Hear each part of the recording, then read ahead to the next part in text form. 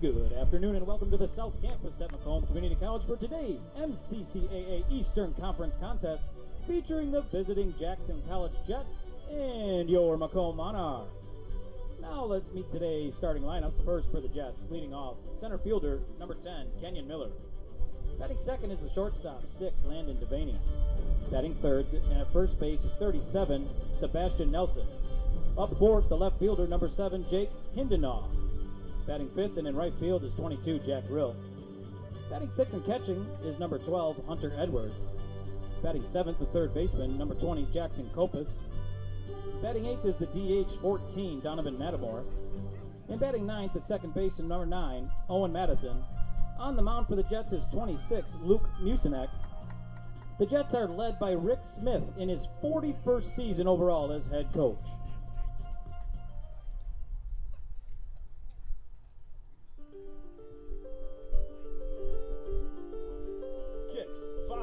Swing and a miss! Macomb has won their first conference championship since 1995. The dog pile ensues. This one's got some carry. Zimmerman looking up. That's gone! Gonna ground ball to third. Miller, Fields. Throw on to second. Sandia's got it. Macomb, champions once again in 2025. And now let's meet the starters for your Macomb Monarchs. Leading off, the shortstop, number 2, Marwin Matthews Jr. Batting second, the designated hitter, number 21, Peyton Rich. Batting third and playing first base is number 24, Buster Deeble. Batting cleanup, the left fielder, number 34, Lachlan Stahl. Batting fifth and patrolling center field, number 4, Dom Hibicini. Batting sixth, the right fielder, number 5, Zach Grindy. Batting seventh and catching is number 7, Zach Freitag. Batting eighth is number 8, the third baseman, Aiden Miller. And batting ninth, the second baseman, number 9, Norbert Garcia. And today's starting pitcher for the Monarchs is 13, Jonathan Mayak. The Monarchs head coach in his first season is Nick Caruso.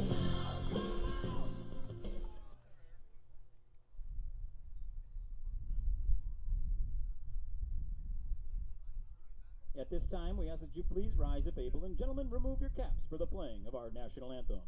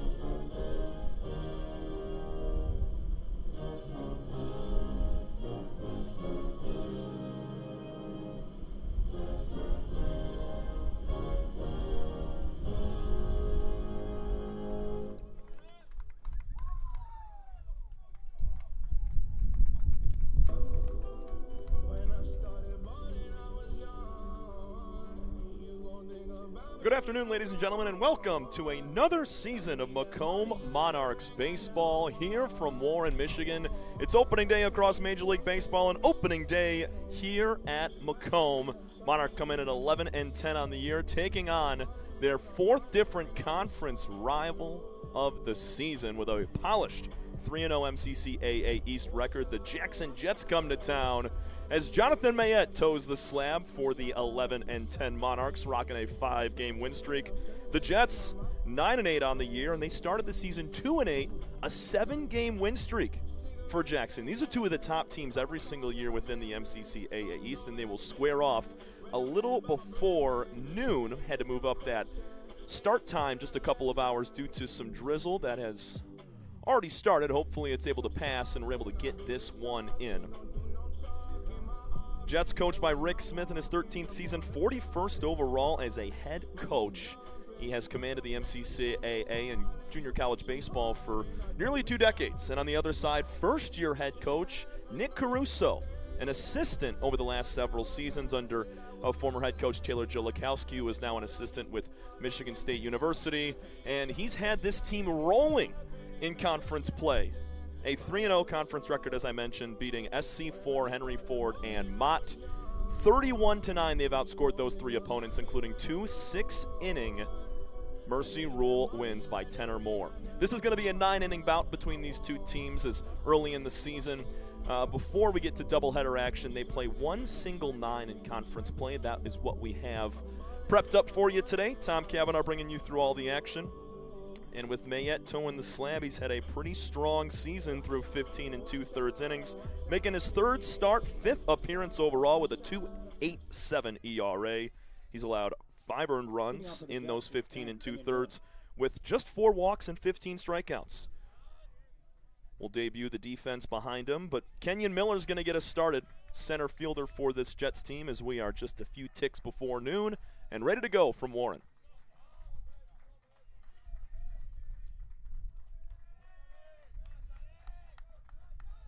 Mayette, no stranger to this Jets team. He's a sophomore in this squad. And the first pitch is swung on and grounded back to him. Quick fire to first as Buster Diebel catches and touches the bag. 1 pitch, 1 out. Game time temperature is 57 degrees. Beautiful day for baseball, especially towards the tail end of March. 57 degrees, just a little rainy, but here in Michigan early in the year, you're going to take just a little drizzle with high temperatures rather than it being 28 degrees. It'll be Landon Devaney, the shortstop. Mayette drops the glove through the windup and beans him in the back. So 2 very different results on the opening 2 pitches. That's the 3rd hit-by pitch on the year for Mayette. That's squared up Devaney right between the shoulder blades. As we mentioned, this is a Jackson team that, really came on in the last couple of weeks. Started 2-8, and they're out of conference down at the Russmat tournament. They lost 8 in a row. Turned to 2-8, and have won 7 straight, coming off a win on Tuesday, beating Mid-Michigan 21-18. That game had to be over 4.5 hours. Sebastian Nelson, the first baseman, will step in. 3 righties to start the day for Jackson. First pitch taken upstairs. Defensively, we told you about Buster Diebel doing the catching Zach Freitag for Mayette. The 1-0 evens up the count with a strike at the letters.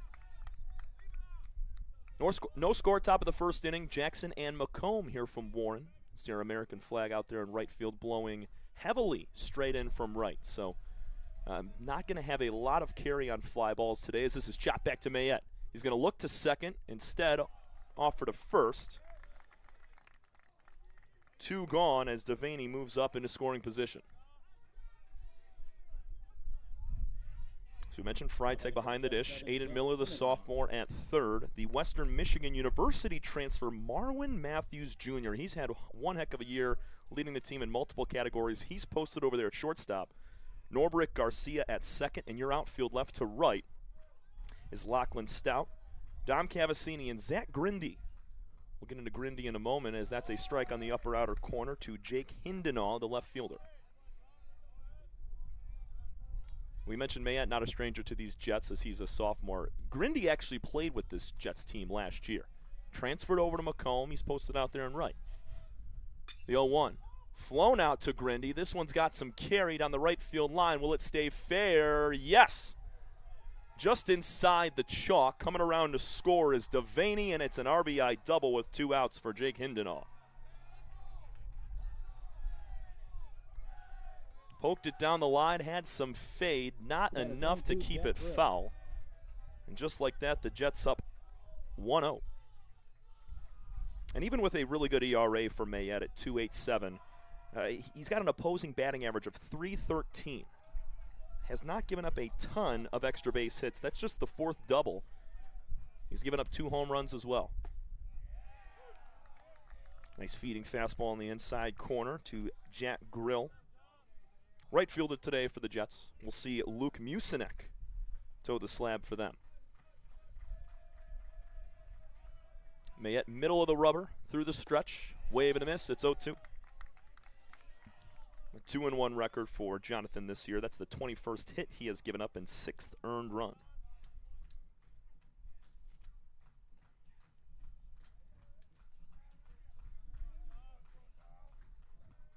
Grill waves the bat over that right shoulder, waiting on the 0-2. Just missed the outside corner. Our home plate umpire calling balls and strikes today, Steve Tanner. In the field, Joe Henniger. 1-0 Jackson on the Jake Hindenaw RBI double. Mayette trying to stop the bleeding. Wave and a miss. First strikeout for Mayette. Closes out the top of the first, but the Jets have the upper hand. We'll see Marwin Matthews Jr., Peyton Rich, and Buster Diebel to start for Nick Caruso's crew in the bottom of the first. This is your home for Macomb Baseball.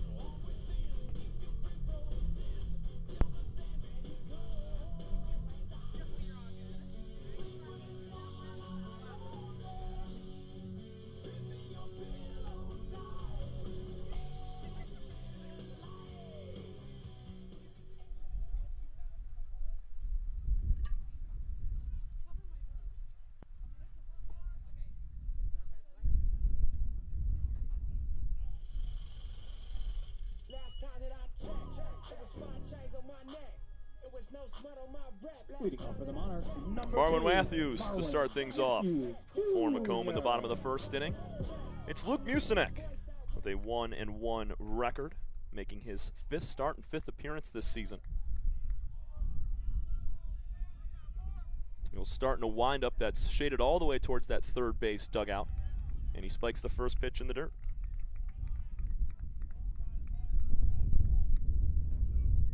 Matthews having one heck of a season. The Western Michigan Bronco transfer, hitting .439 through 20 games. He's 29 for 66. 10 RBIs, 7 extra base hits, 11 walks to 8 strikeouts, and he shoots one up the middle for a leadoff single. He takes a hard turn at first. A lot of speed in Matthews as well, as he stolen 17 bases on 19 attempts. That is his 30th hit of the year.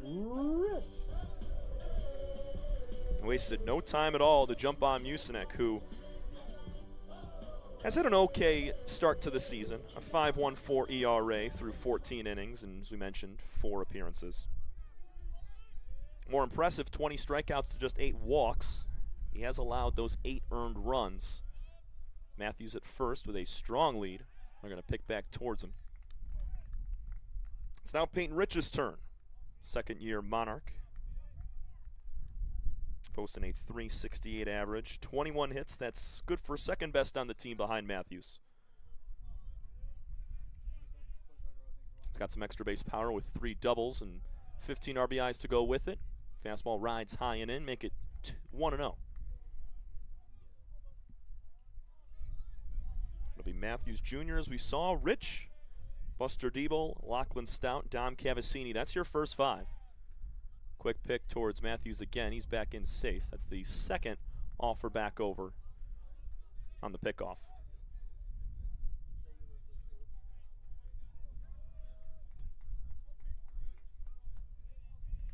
Upright stance for Rich.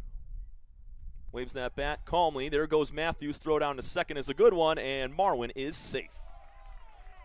Head first slide just snuck the hand in. Impressive toss from Hunter Edwards behind the dish. Bring you around the infield for the Jets. Jackson Kopis at third, Landon Avaney at shortstop, Owen Madison at second, and Sebastian Nelson at first. Jake Hindenaw on left. He had that RBI double to make it 1-0 Jets. That's where we stand. Kenyon Miller in center and Jack Grill in right field. The 2-0 is a hanger fouled away.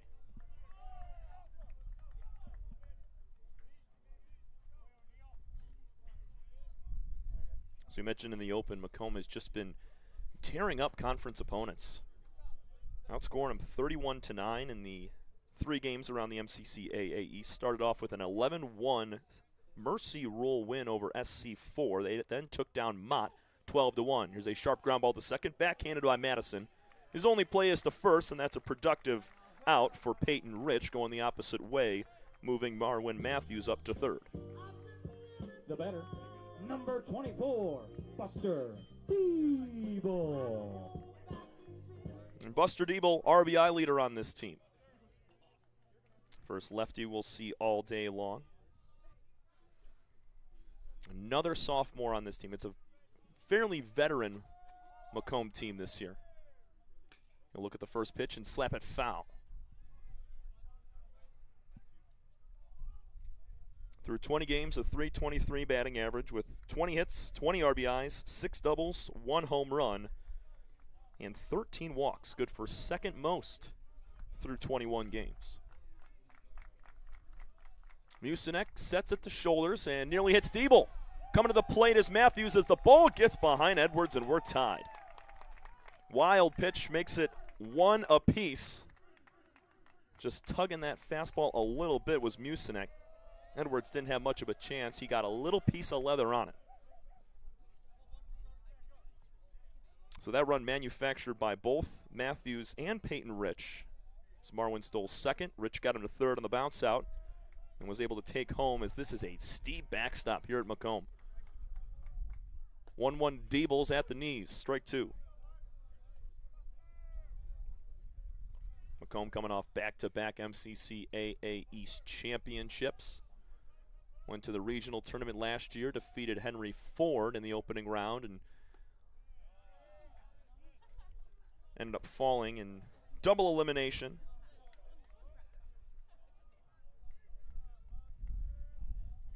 Over at Jackson College it was. They lost to number 9 Lansing CC and then the 21st ranked team Cuyahoga.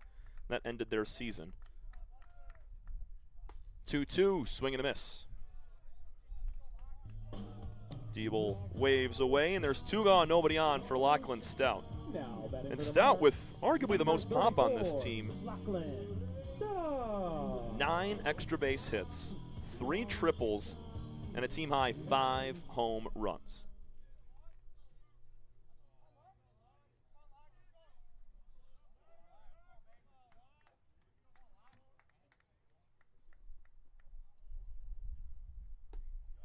Stout takes ball 1 outside. The redshirt freshman from Clarkston High School. Stands about 6'2", 210.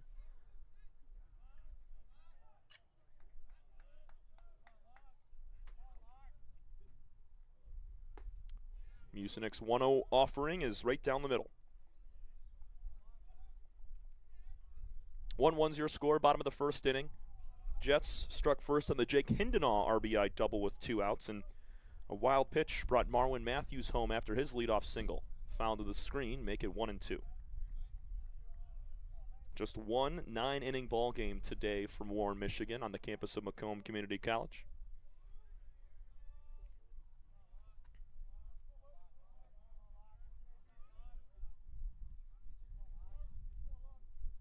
Mucinek over the head through the stretch, and another foul away for Stout keeps the at-bat alive.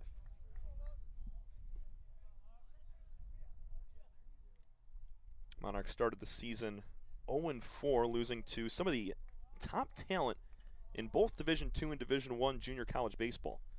Taking on Wabash Valley, Catawba Valley, who was ranked 12th at the time, and then the number 15 team in D1, Georgia Highlands College. Here's a bouncer to third. The throw is wide, but a tag from Sebastian Nelson gets out number 3. Nice play from Jackson Kopis at third to end the frame, but Macomb gets on the board to tie it at 1 apiece. We go to the second. You're watching Macomb Baseball.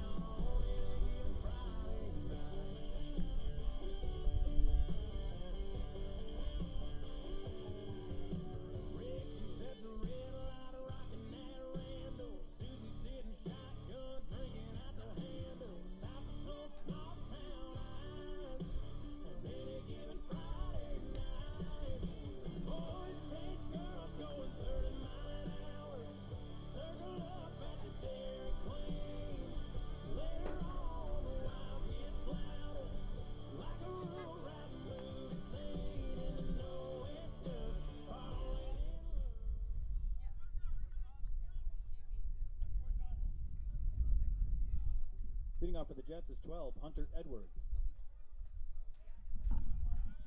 6, 7, 8 batters for Jackson here in the top of the second inning. Tom Cavanaugh from Macomb Community College in the Monarchs' 4th conference game this season. 4th different opponent. Both teams 3-0 atop the conference in the MCCAA East as Mayette leaves ball 1 high. Hunter Edwards, the catcher. He'll swing and foul one back to level the count at once. And nearly 365 days ago, these two teams met in Jackson for a single 9, and it was an 8-5 win for the Monarchs. It's back on March 27th of 2025. Here's a backhand play by Aiden Miller at third. Cross diamond toss is perfect. It's a sharp ground ball and a couple of hops. Miller was able to range to his right, make a heck of a play, 1 up, 1 down.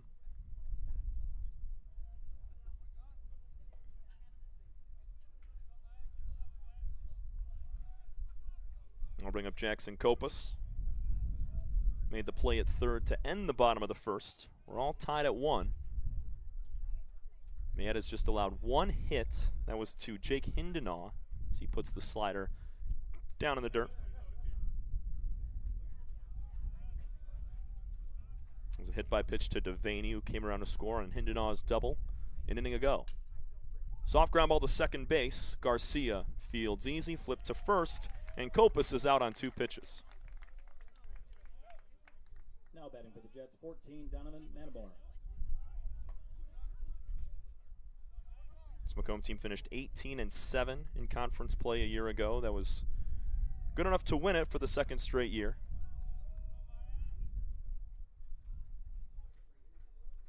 Coming off 2 big wins against Adrian College's JV team. Back on Tuesday, they traveled over to Adrian, won 15-5 and then 3-0. Prior to that, conference wins over SC4, Mott, and Henry Ford. 1-0, tap foul towards that third base dugout. Donovan Matamore doing the DHing today for Rick Smith's club.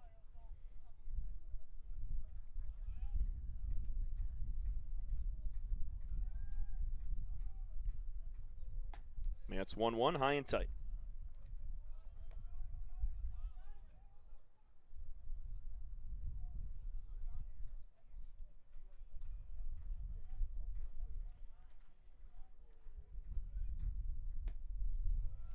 Make it 3-1, low and away with the fastball.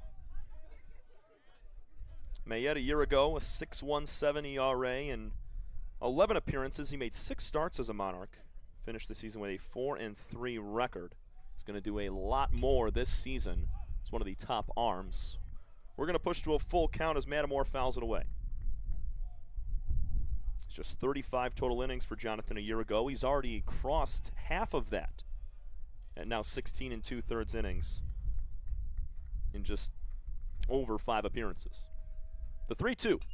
Swinging a pop-up. That's going to get over us in the press box. We'll do it again.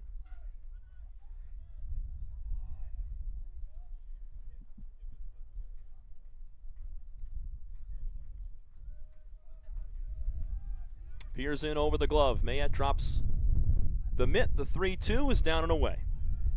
2-out walk issued to Matamore will bring up Owen Madison, the 9-hitter.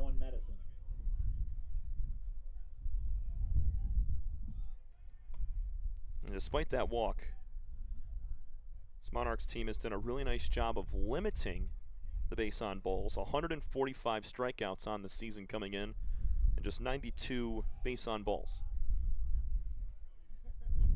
Wind's starting to pick up here now, blowing left to right across your screen. It's basically coming in from left center field towards the first base dugout. First offering to Madison is a ball.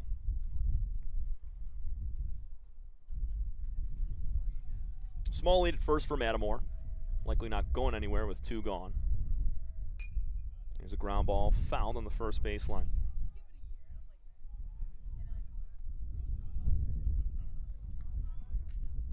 Alongside first-year head coach Nick Caruso, Josh Madrano, Ben Wilcoxon, Logan Wood.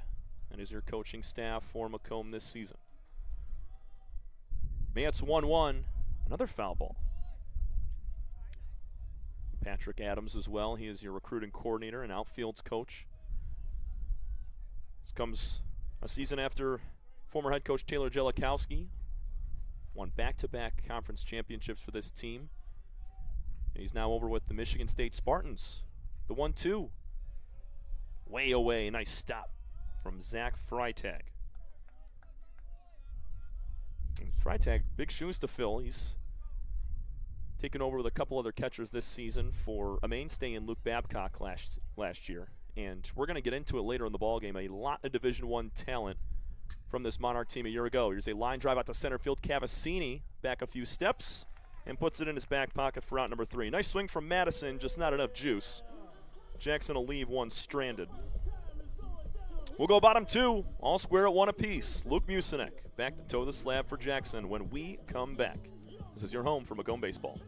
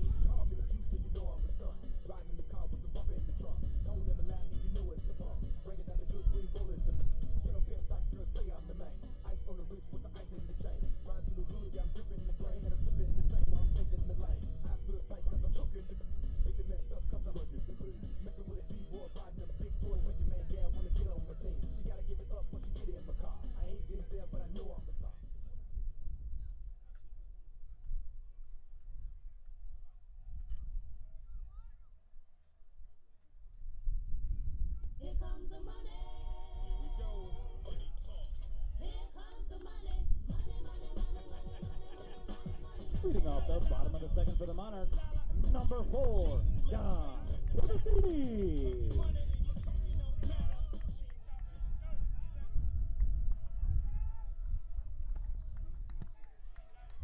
Second at-bats for Macomb in this one in a late March bout between Jackson and Macomb, all tied up at 1 apiece. Here in the bottom of the second, it's Tom Cavassini, Zach Grindy, the former Jet, and Zach Freitag. Those are your 5, 6, 7 hitters.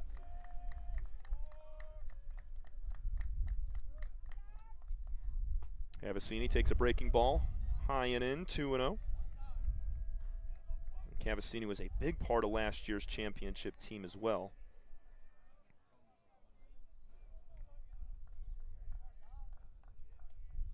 Waiting on the 2-0, it's down low.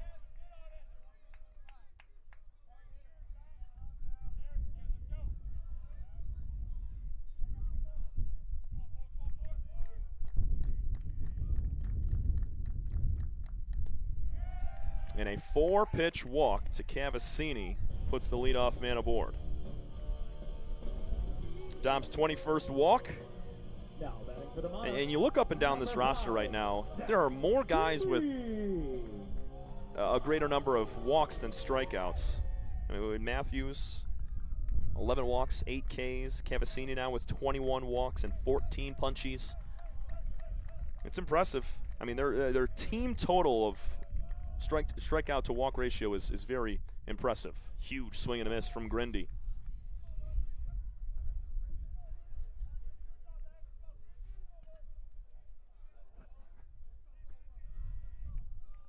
This will be the 22nd pitch from Luke Mucinek. Cavassini, 4 stolen bases on 5 attempts. He could go as Grindy shoots one foul. 0-2.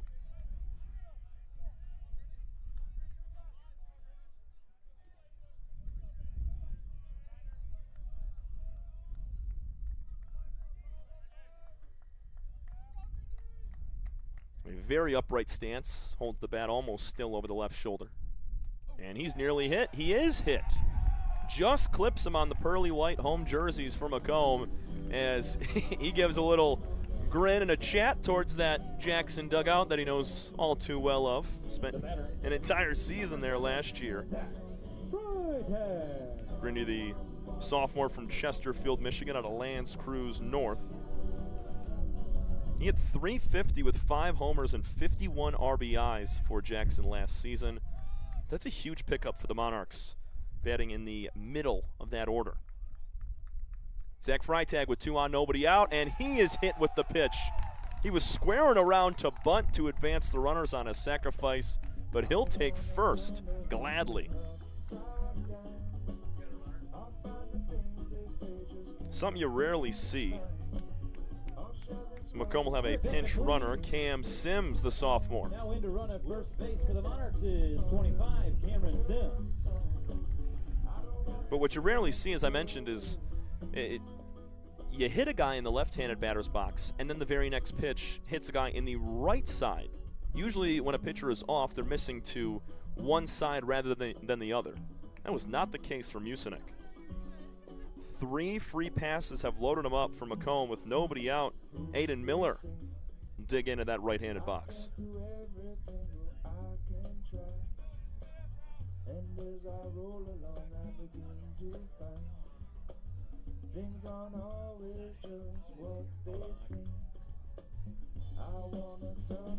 Miller hitting .289 this season, 13 knocks, 4 doubles, 2 homers, 7 RBIs. He's got a chance to get a few here. For the Monarchs, number 8. And another guy.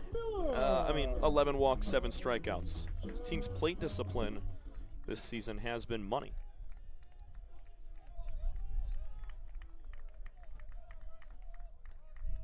Cavassini's on third, Grindy on second. Cam Sims, the pinch runner, off of first. Mucinek out of the stretch with the bases loaded. Gets a swing and a foul ball off the bat of Miller. Aiden's been that mainstay third baseman the last 2 years for Macomb.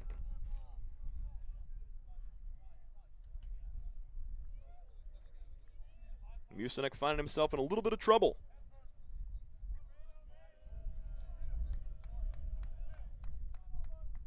0-1 to Miller. Line drive to the right field line. Foul. Not by much, maybe a few feet to the right of that chalk line.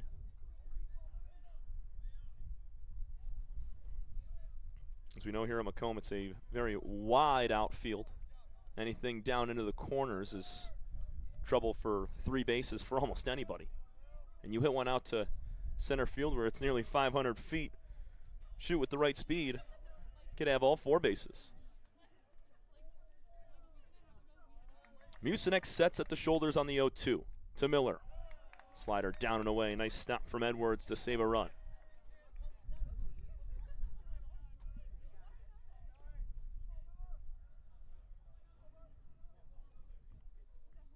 Miller, the sophomore, to South Lyon. Coming over from Eastern Michigan. Waiting on it. He'll foul it away. Nice piece.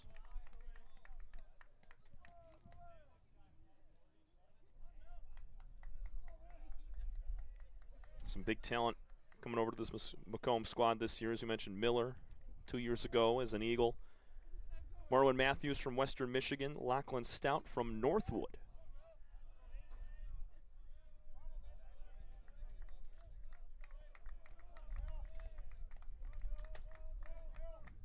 Mucinek trying to get that big strikeout. Can't get it. Here's a soft ground ball to second base. Picked up by Madison. His toss on to first. Gets out number 1, but an RBI bounce out for Aiden Miller makes it 2-1 Macomb in the second. Didn't try to do too much. Number 9, Norbert. And that ground ball being softer definitely helped. Cam Sims, a very fast runner at first base. Unlikely to be doubled off on a sharp ground ball. But Norbert Garcia with 2 in scoring position and 1 gone. Second lefty that Mucinek will face takes a strike on the upper outer corner. 2-1 Macomb on the Aiden Miller RBI ground out.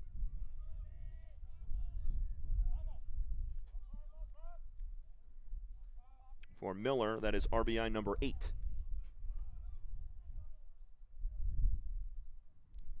Garcia takes a breaking ball outside.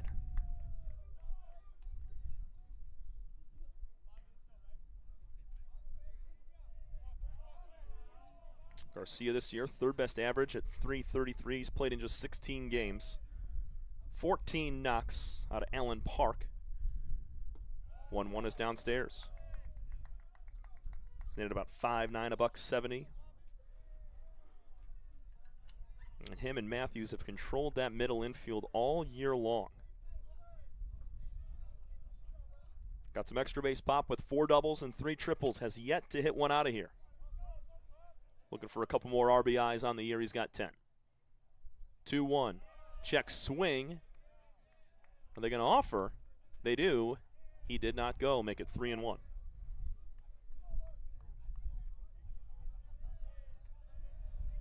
Grindy stands at 3rd. Cam Sims, the pinch runner for Zach Freitag at second base. Base hit should score 2 as the outfield for the Jets is very deep. 3-1, not close. A pair of walks and a pair of hit batters for Luke Mucinek here in the second inning. The batter, number 2, Marwin. And they are loaded for the wrong guy if you're Jackson. Marwin Matthews Jr. steps to the dish. Lit off last inning with a sharp ground ball base hit into center field. Stole second, came around to score on a wild pitch.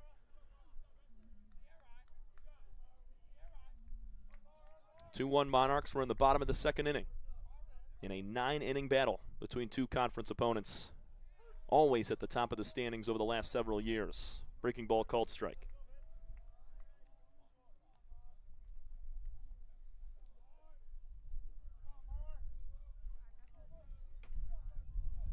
Got a jet getting loose down the right field line.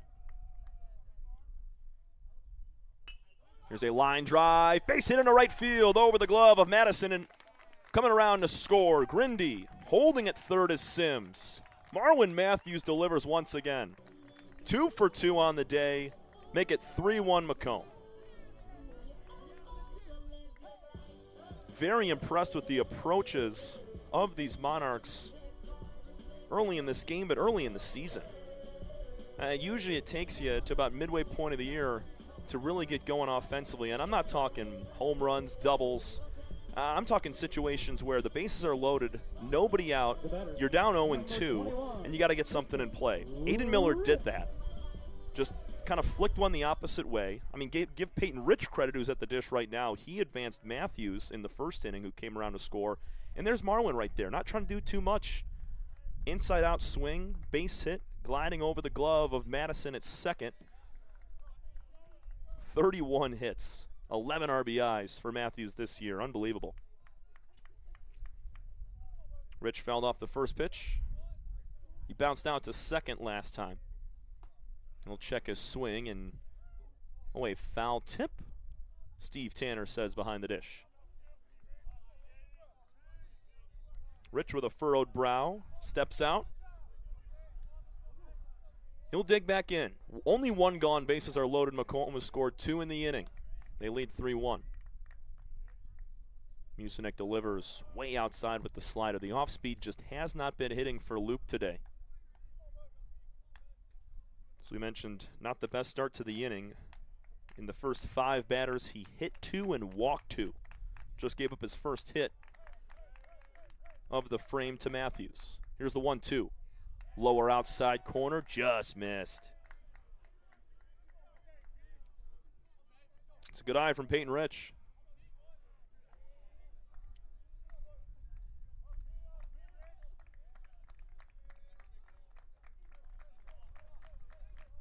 Musinek dialed in. The 2-2 delivery is popped up. Not going to be playable as the first baseman Nelson drops his head and returns. A wind continuing to billow in from left center field towards the first base line. Rain has stopped for the moment. That's why we moved up the game time, as we mentioned at the top of the broadcast. 2-2, ground ball on to second base. Under the glove of Madison, he had trouble with it. 2 runs will score. Garcia right behind Sims, and Macomb has opened up to a 5-1 lead. That's going to be an E4 on Madison. It was hit hard by Rich. Owen had trouble getting his feet straddled between the ball, and he kind of tripped on it a little bit, and it snuck underneath the leather. Number 24. That's a big error to score 2. Macomb likely would have gotten 1 there anyways.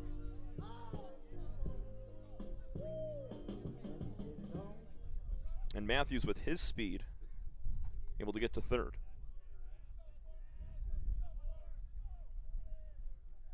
Diebel struck out swinging his first time. Got runners on the corners. Rich unlikely to take off for second base. He is 1 for 1 on the year, stealing bags. 5 runs on just 2 hits. Walks and a huge costly error for the Jets have opened this thing up to a 4-run deficit.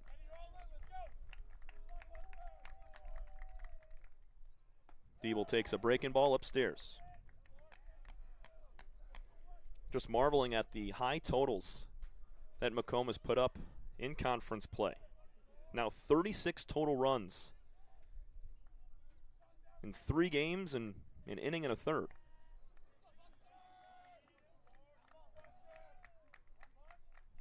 Buster waiting on the 2-0. Huge swing and a miss.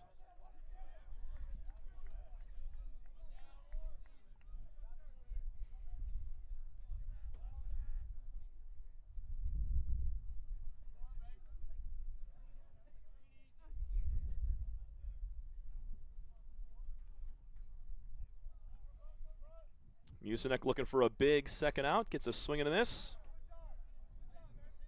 Diebel all tied up at 2 apiece. It was Cavazzini who started the inning with a walk, and then back-to-back hit-by pitches to Grindy and Freitag loaded him up. Miller brought a run in on the RBI ground out. Garcia walked. Matthews drove one in with a base hit, and Diebel pulls one to the right side. Nice forehand play by Madison, able to right his wrong, flipping over to first. But Matthews will score. 6-1 Macomb here in the second inning. Just doing what's necessary with runners in scoring position.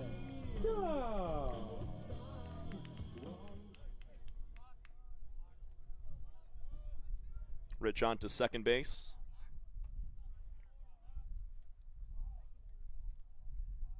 Here's Lachlan Stout, the 9th batter of the inning. Flicks one foul.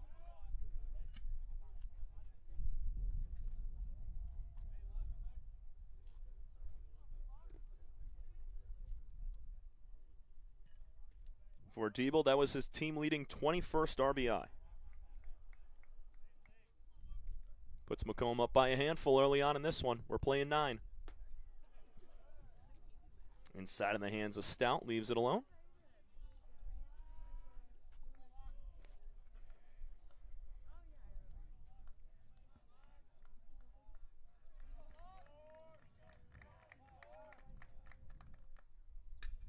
He's going to sky one in the air. On the infield, maybe very shallow outfield. Calling for it is Devaney, makes the catch. And that concludes the second inning. A 5-run frame, RBIs from both Diebel and Miller. On ground outs to second base. Runners in scoring position, less than 2 outs. Do your job, put the ball in play, and good things will happen. Jonathan Mayette back out for his 3rd inning. Macomb leads 6-1. This is your home for Macomb baseball.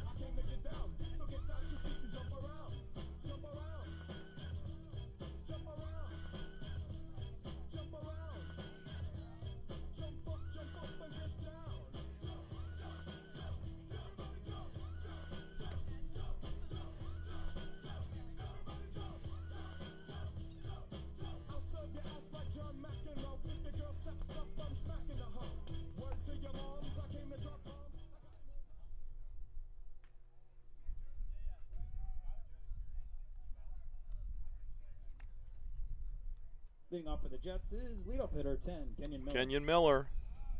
Start our 3rd inning of action. Tom Cavanaugh taking you all the way through our single 9-inning game here from Macomb Community College. And the Monarchs with the 6-1 upper hand. Jonathan Mayette gave up the first run of the game in the opening inning. Macomb has scored 6 unanswered on just 2 hits. Luke Musinek with now 2 walks, 2 hit batters, 1 strikeout, and an error behind him has really opened things up. Kenyon Miller just saw his 2nd pitch in as many at-bats. Swings and fouls one off and then takes a strike. He's down 0-2. Bounced out to Mayette to start the game.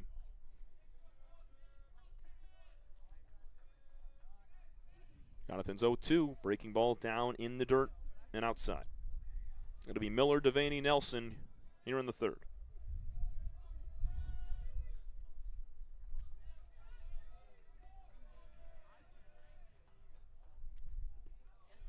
Nice block up by Freitag.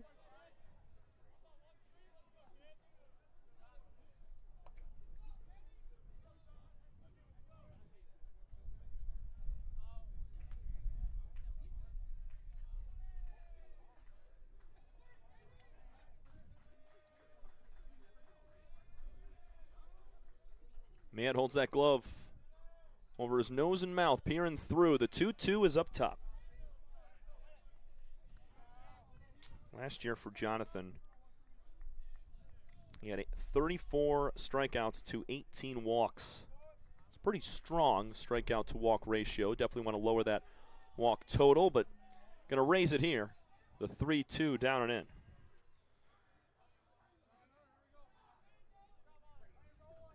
It's the 3rd free pass that Mayette has allowed. He's had 1 in each inning. That'll bring Devaney to the plate.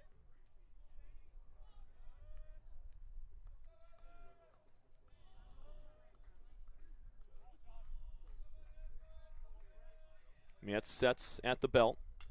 Devaney will foul one away, way out in front of that breaking piece. Get you some scores around the MCCAA East. Unlikely that anybody else is playing it this time, but games later on or yesterday as well. High and tight with the fastball. 6-1 Macomb as the rain is back and heavier than ever.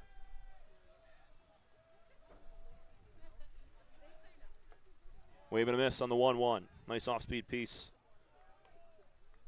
from Mayette. It started as soon as first pitch came off. There was a little drizzle. It faded for the entirety of the second inning, and to open up the third, it's back in full force. We're going to push to a 2-2. Devaney was hit by a pitch in the first, scored on the Hindenaw double.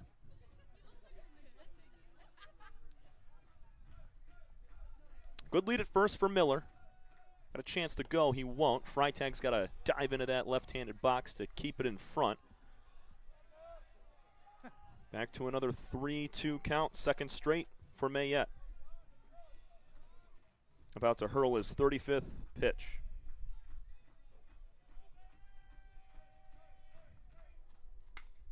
Breaking ball swung on and lined in the left center field gap. Cavassini coming to cut it off. Clean pickup, but a first to third from Kenyon Miller will put runners on the corners. Nice swing from Devaney. Jackson with life, down 5 here in the third.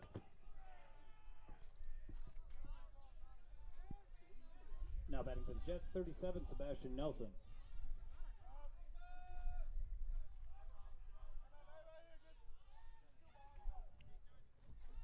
First baseman Sebastian Nelson bounced out to Mayette. Back in the first. Still nobody out with runners on the corners. Macomb leads 6-1. Strike at the knees. Nelson thought it was low.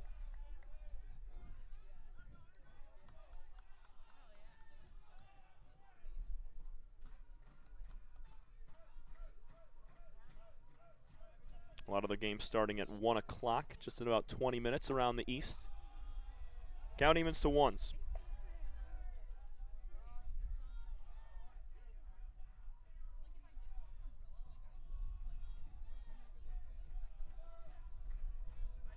We got Schoolcraft and Mott.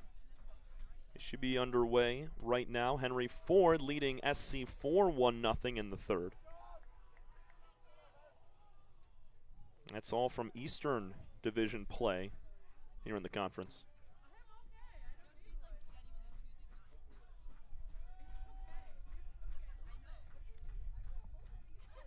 Mayette's 2-1 pitch.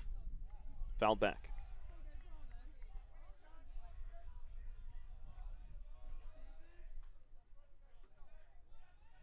Mayette got Jack Grill strikeout swinging to close out the first inning.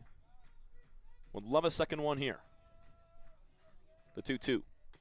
Swinging a tap foul. Just getting a piece was Nelson.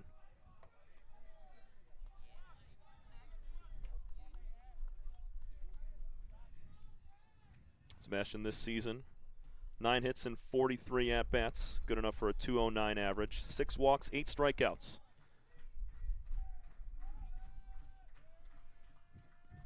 Two-two. Scott in the air. Should be playable for Garcia. Now it's Diebel calling off in foul territory. He fights the rain and brings it down.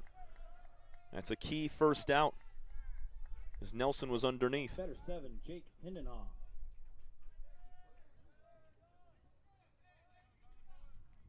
Hindenaw responsible for the only run the Jets have scored so far today.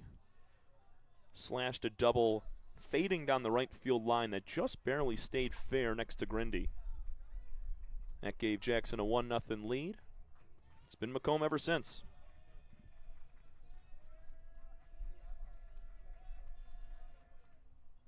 Swing and a miss on the first pitch. That's a challenge me fastball right down the middle. Swung right underneath it, did Hindenaw. Got Miller at third. Devaney with just the second hit for the Jets today is over at first. 0-1, just off.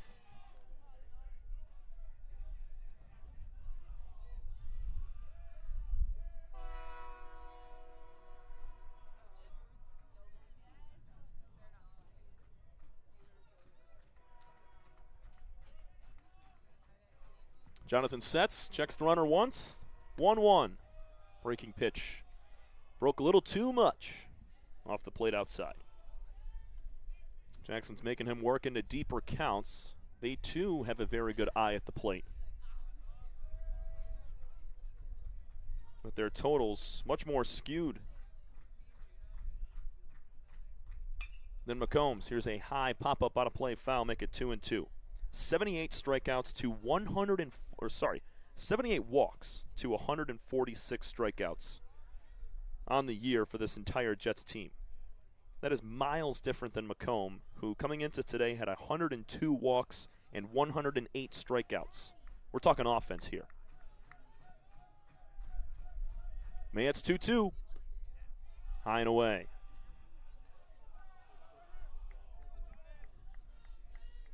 Hindenaw's a tough out. Hitting 400, 18 for 45. He's got 5 doubles and 8 RBIs. Has struck out 12 times, though. Full count on the way. Swinging a line drive, right center gap. This is going to split him all the way to the wall. Scoring easily will be Miller.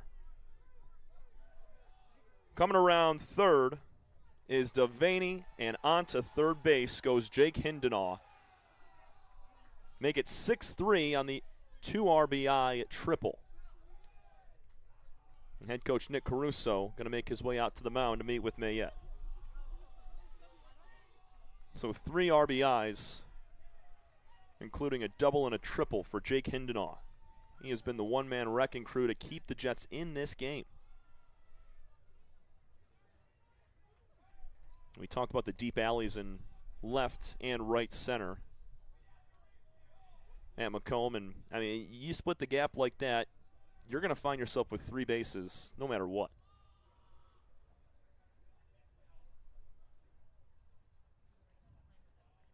Those are RBIs 9 and 10 for Hindenaw this season. No, check that, 11 now. The batter's 22, Jack Grill. Here comes Grill, strikeout victim his first time. Still just 1 gone. A walk started things from Miller. Devaney singled right after. A pop out to Nelson. Put runners on the corners with 1 out. Hindenaw just cashed in. Grill fights off the first pitch. High fly ball, shallow right field. Grindy coming in. Makes the catch. Fake tag at third from Hindenaw. He's not going anywhere. Quick second out will bring Hunter Edwards to the plate. Now batting for the Jets, 12, Hunter Edwards. Ground out victim to third base. Last inning. 6th batter of the frame that Mayette will face. And he's already up to 50. This will be 54 pitches.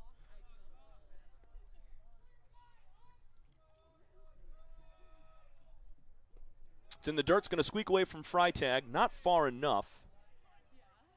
Holding at third is Hindenaw. And even though the ball squirted by Zach there, you could see, I mean, he's a great defensive catcher. Obviously bouncing off, gets to that slide position, ready to feed it to Mayette at the plate.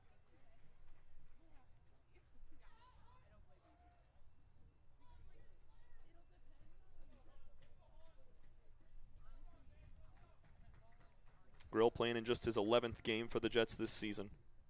12 for 23, well now 12 for 24 after his first appearance. He's hitting 500, not too bad. 3 doubles, 2 homers, 13 RBIs to lead the team. He's a guy that doesn't play every day, and yet he still leads the team in ribbies by a wide margin.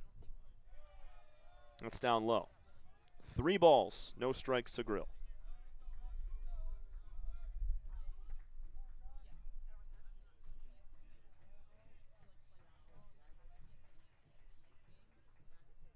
Matt finds the zone.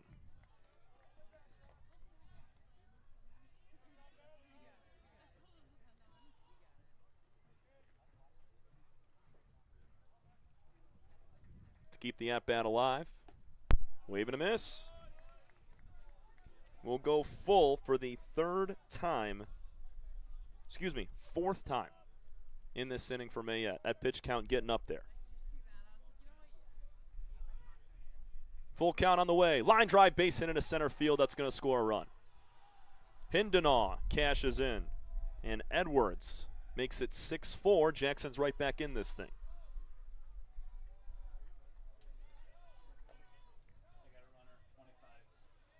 Pinch runner for Jackson as the catcher Hunter Edwards will take a seat. It'll be Jackson Watkins, the freshman, to run.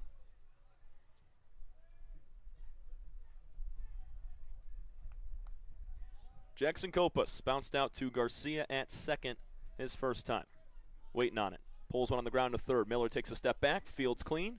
Throw to first is going to be low, but Diebel with a stretch. Mayette gets out of the inning, but gives up 3. Big swings from Cavanaugh and Edwards. It was a 6-1 lead from Macomb, not anymore. 6-4 as we go bottom 3 here from a rainy Warren, Michigan.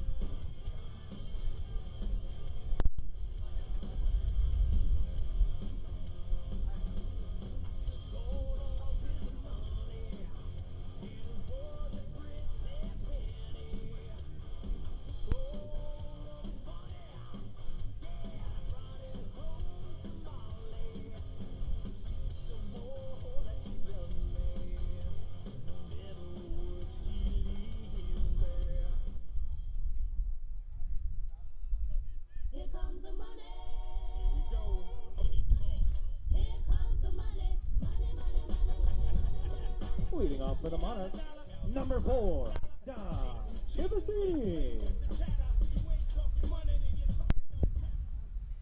Macomb still leads at 6-4 as we enter the bottom of the third inning. That rain continuing.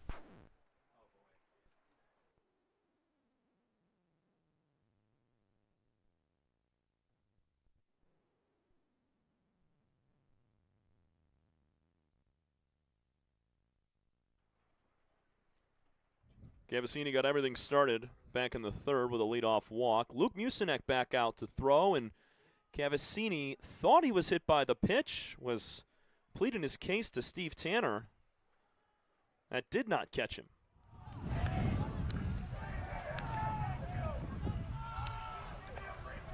Two balls, no strikes to Dom. He was one of 5 guys to score last inning. That was just on 1 hit. Musinek delivers a strike on the outside corner. So it's Macomb's turn to punch back. They put up 6 unanswered through the first 2 innings. And Jake Cavanaugh, one-man wrecking crew, has 3 of the 4 RBIs for the Jets as they trail now by just 2. Making 3 balls and 1 strike. That ball getting tougher to grip and keep in the zone for Luke Musinek in his third frame. We saw action early on in the second inning for head coach Rick Smith and his staff.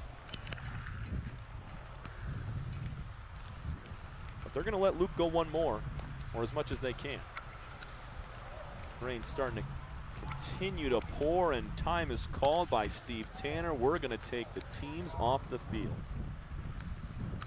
No standing water yet in play, but Tanner's seen enough from the elements that battle us here in Metro Detroit. So we'll step aside briefly, come back, and chop it up a little bit as we have our rain delay and give you an update on what we see in the foreseeable future. But currently, bottom of the third inning, Macomb leads 6-4 over the Jackson Jets in an MCCAA East bout. Dom Cavanaugh with a 3-1 count. That is where we stand. This is your home for Macomb Community College Monarchs baseball. We'll be right back.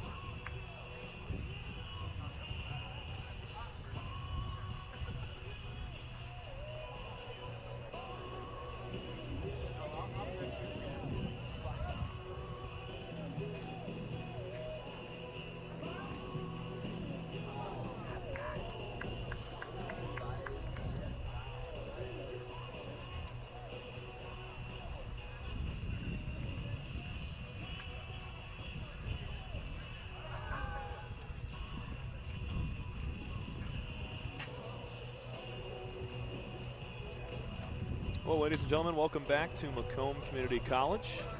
We're in Warren, Michigan.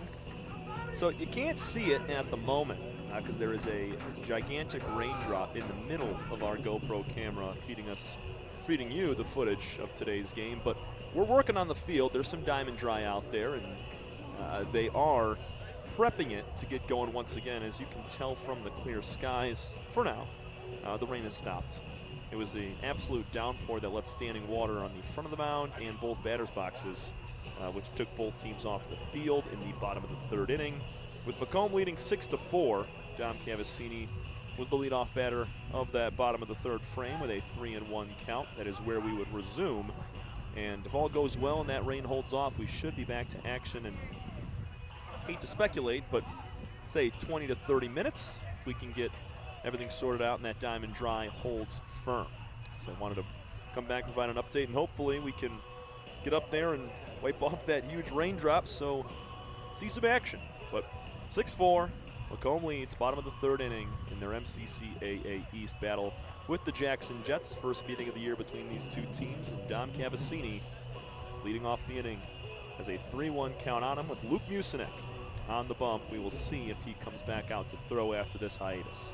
Tom Cavanaugh bringing you all the action. We'll be back in roughly 20 to 30 minutes. Check back in with us right around 1:45, maybe a little sooner, for us to be back to action. Thank you.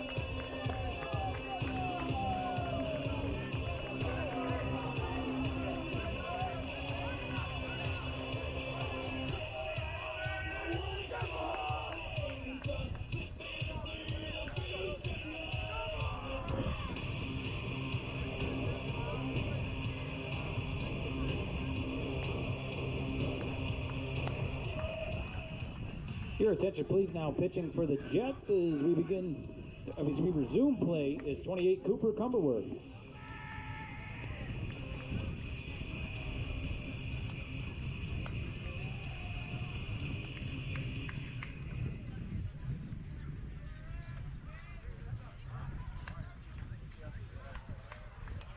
We will play more baseball on a Thursday afternoon as the rain has subsided. The field is diamond dried, and the Jackson Jets are back on the diamond.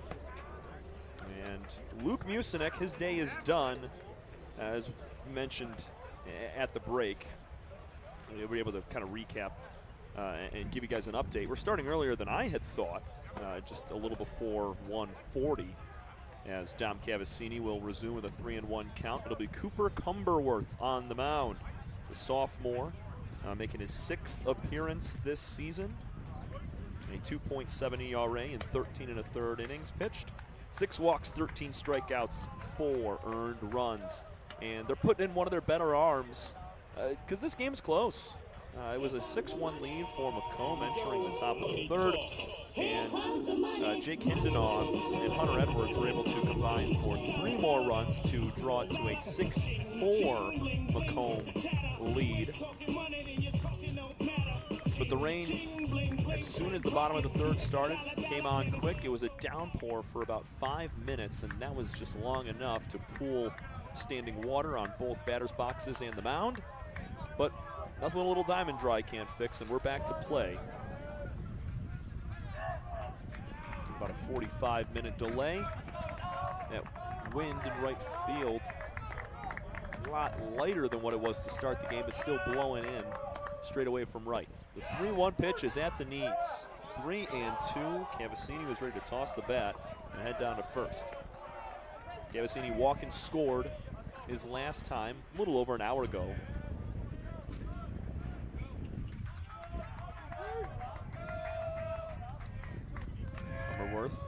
On the right side, gets a swing and a miss.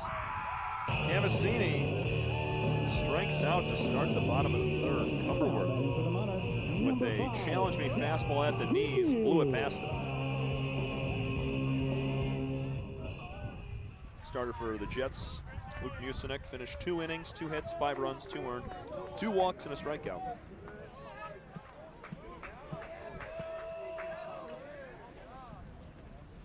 First pitch to Zach Grindy is down low. These two played together last year, Cumberworth and Grindy.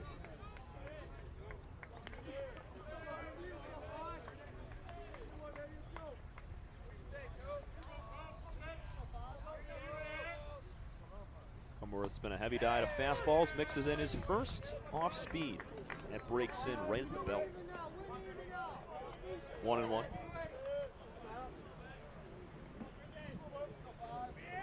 6 runs on 2 hits, no errors for Macomb. 4 runs on 4 hits with 1 error for Jackson. Swinging a high shot off one bounce to second. Madison fields and throws.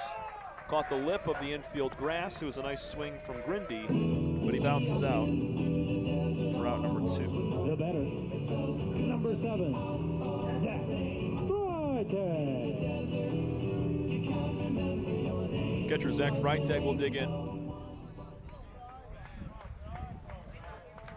Grindy, as we just saw, just one of 3 lefties in this Macomb lineup.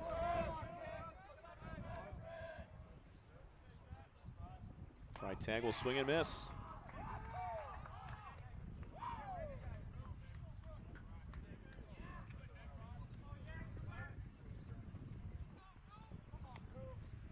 Cumberworth working quickly. Sitting on that first base side of the rubber. Breaking ball, flicked into the air down the right field line. Not going to be playable for Nelson, the first baseman, who went on an all-out sprint.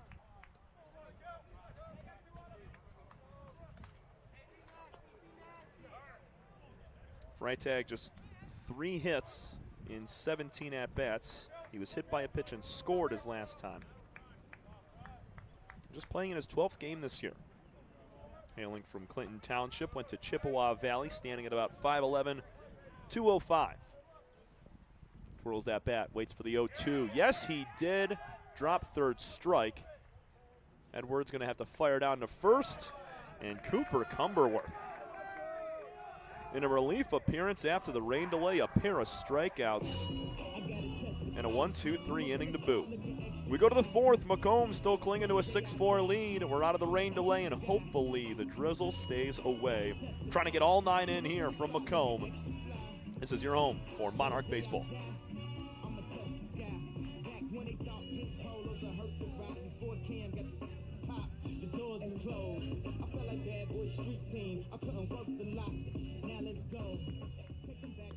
Your attention, please. Now pitching for the Monarchs is 45, Brendan Prisbicki.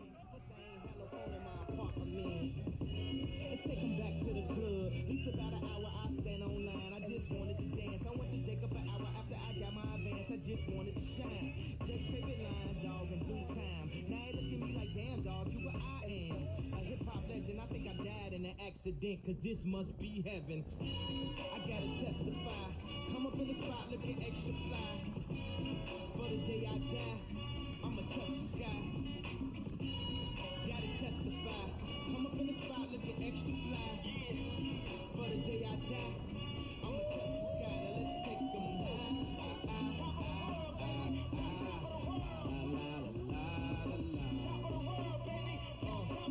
Now let's take them high.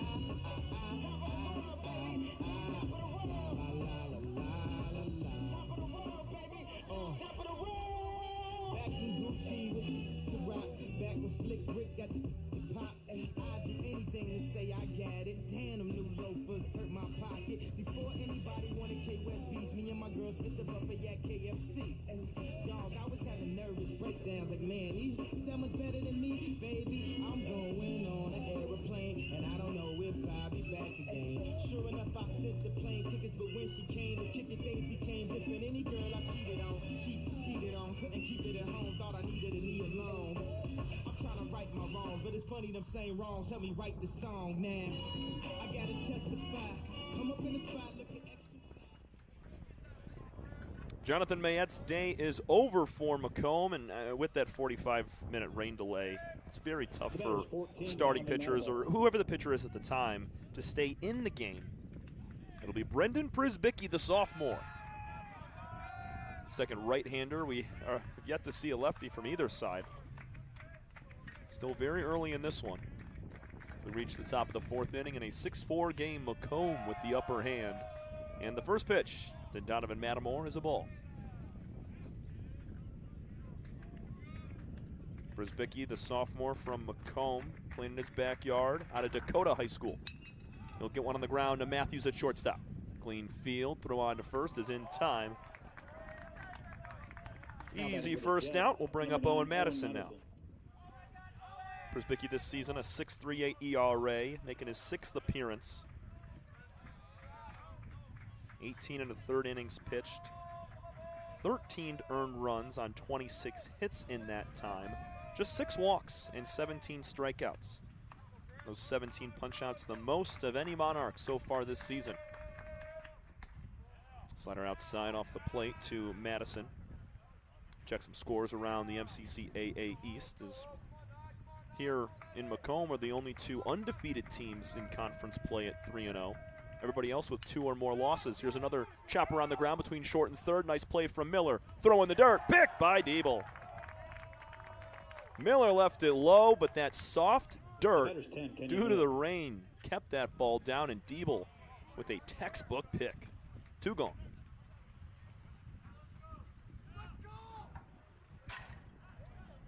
But the Schoolcraft Ocelots clashing with the Mott Bears right now. Mott leading the Ocelots 4-2 that game in the bottom of the 5th inning. Both of those teams, no, Mott is 1-2 in conference play. Schoolcraft 0-3.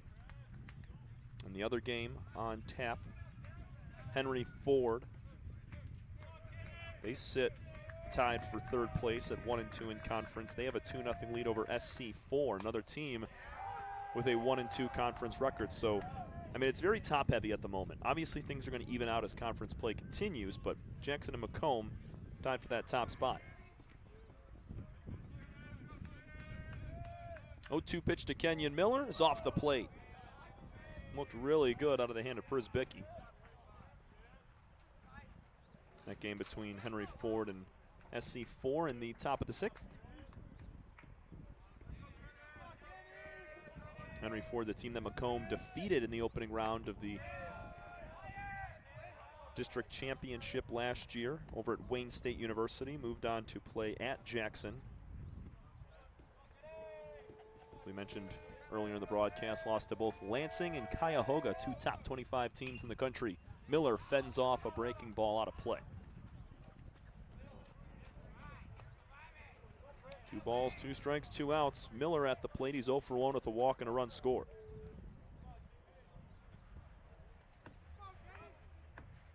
And Mayette, by the way, finished 3 innings pitched. He gave up 4 hits and 4 runs. Prisbicki's got his 18th punch out of the year and opens up his first relief inning with a 1-2-3 frame. First time we've done it all day, and it comes directly after the rain delay. Got to loosen up those muscles and get back to ball as we go bottom 4. Macomb leads 6-4.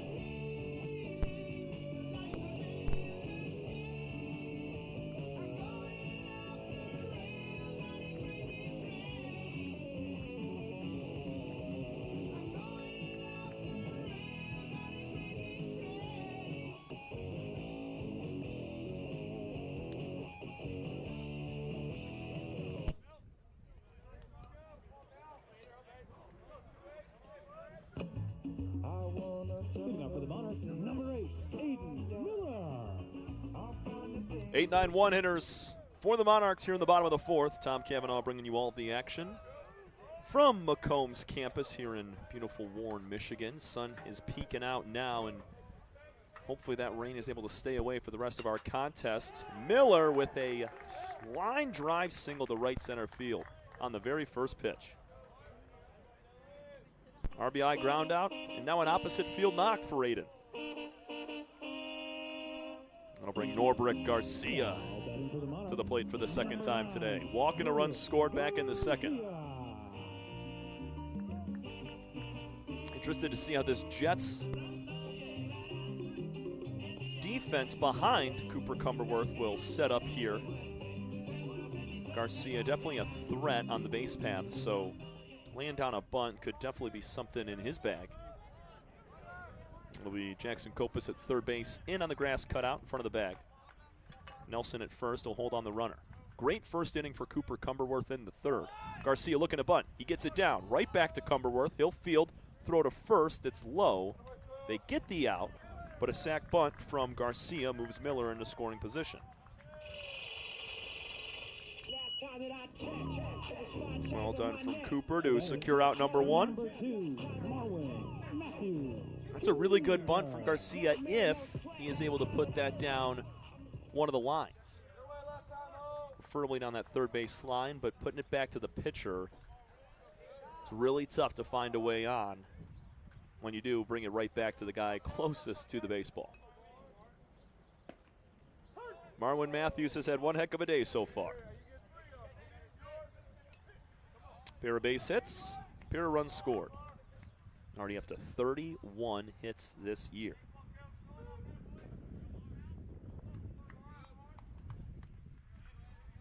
He's also got an RBI to his name on that opposite field single over the glove of Madison.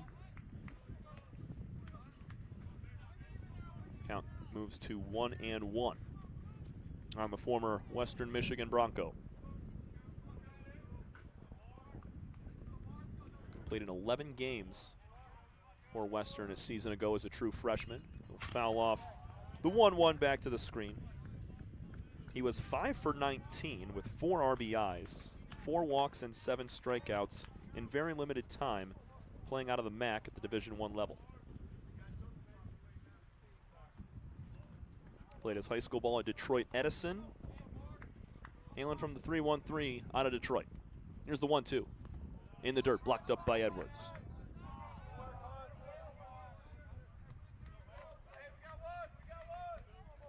Peyton Rich waits on deck.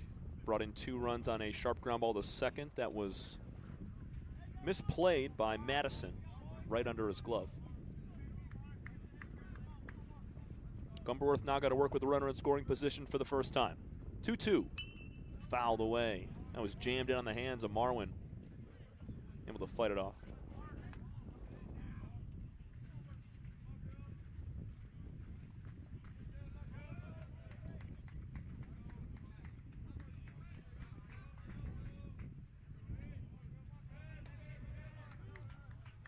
Folds the ball in the glove, does Cumberworth, hangs the right arm, now comes set at the belly. A long look over there at Miller at second base. The 2-2 again. Swinging a chopper on the ground between short and third. Coming to make a play on it is Devaney. He's got no throw to first. Matthews too quick down that line, and Miller with a great jump able to move up to third base. Now batting for the Monarchs, number 21.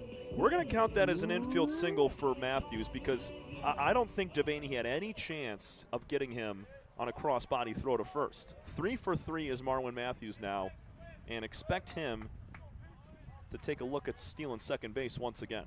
Edwards did have a nice throw on him the first time Matthews swiped the bag in the bottom of the first. And they're going to pick off to Marwin, who came back standing up. He's still adjusting that sliding glove.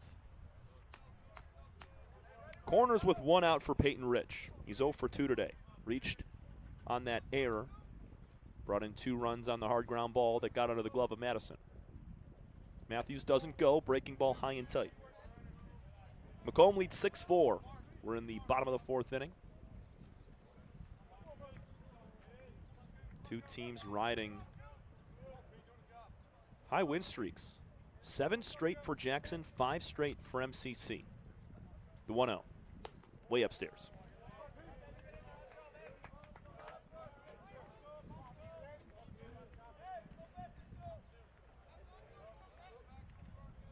Miller single to start the inning. Garcia got him to second on the sac bunt. Matthews with an infield hit. 2-0 is a called strike. Edwards did not make that look good behind the plate, but somehow found the zone.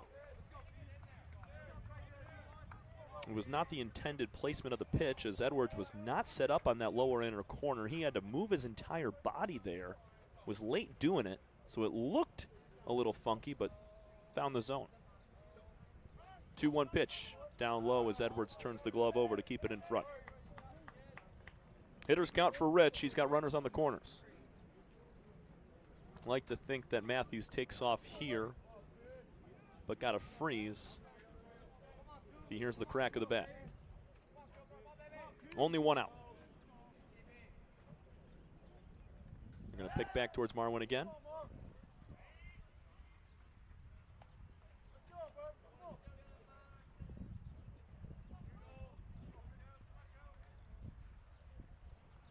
Cumberworth looks over at Miller.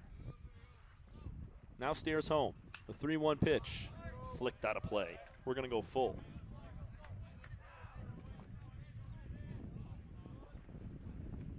Cumberworth with a great first inning in relief in the 3rd.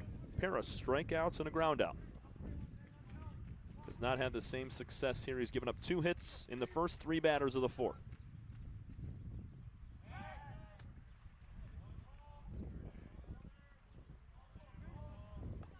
Another pick towards Matthews. He refuses to get dirty. He's been back standing up, has not widened his lead much. Now he does. Miller a step off of third base. 3-2, 1 out. There goes Matthews. Swinging a tapper on the ground to third base. Crashing in is Copas. He's going to field and throw to first. Matthews tries for third, and he's going to get there. The speed of Marwin Matthews brings an extra 90 feet into play any time the ball is put in play. 7-4 Macomb as Rich brings home another run, his first RBI. But the third run that he's created off his bat. Great play from Copas to get him. That was a slow tapper on the ground to third. That'll bring Buster Diebel up. 7-4 Monarchs. We're in the bottom of the fourth inning.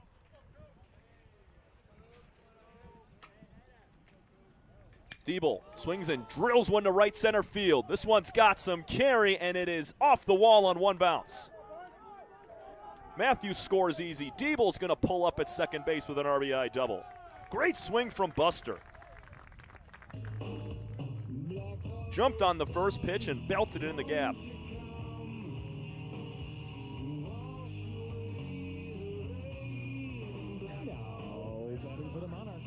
8-4 Macomb.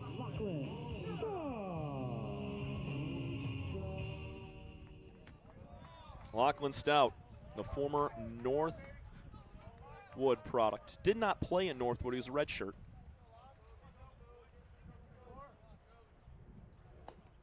Strike at the knees. 0 for 2, a pop out and a ground out for Lachlan. 3 hits this inning for Macomb. They had 2 in the first 3 frames.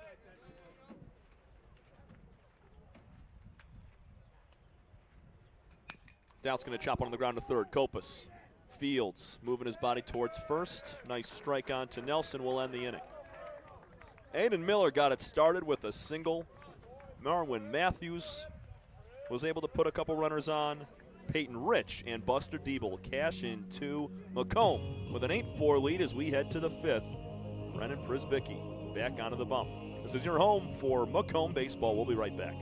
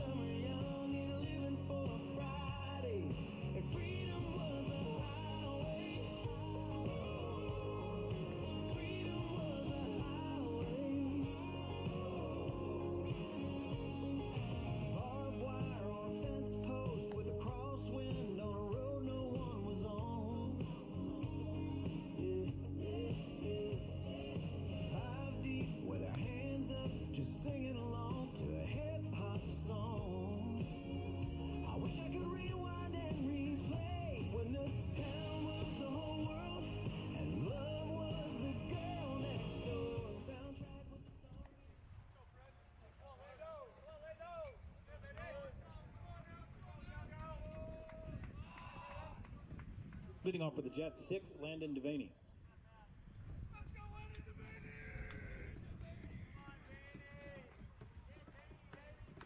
Two runs on 3 hits for Macomb in the bottom of the 4th, and they have doubled their lead from 2 to 4. It's an 8-4 ball game. So we enter the 5th frame with Brendan Prisbicki back onto the bump. A smooth cruising 4th for Brendan in relief. Couple of weak groundouts and a strikeout looking. He's going to face Landon Devaney, Sebastian Nelson, and Jake Hindenaugh. And let's see if Prisbicki can be the kryptonite to Hindenaugh, who is 2 for 2, a double, a triple, and 3 RBIs. 1-0 on the corner. Nice pitch to even the count up 1-1. Devaney has reached both times, and he has scored both times. He's 1 for 1 with a hit by pitch. That's low.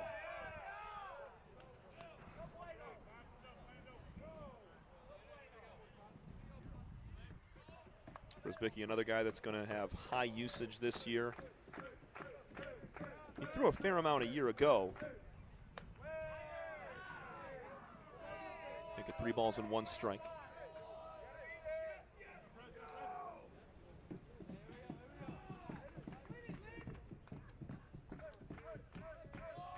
Devaney waits on it. Called at the knees. We're going to go full.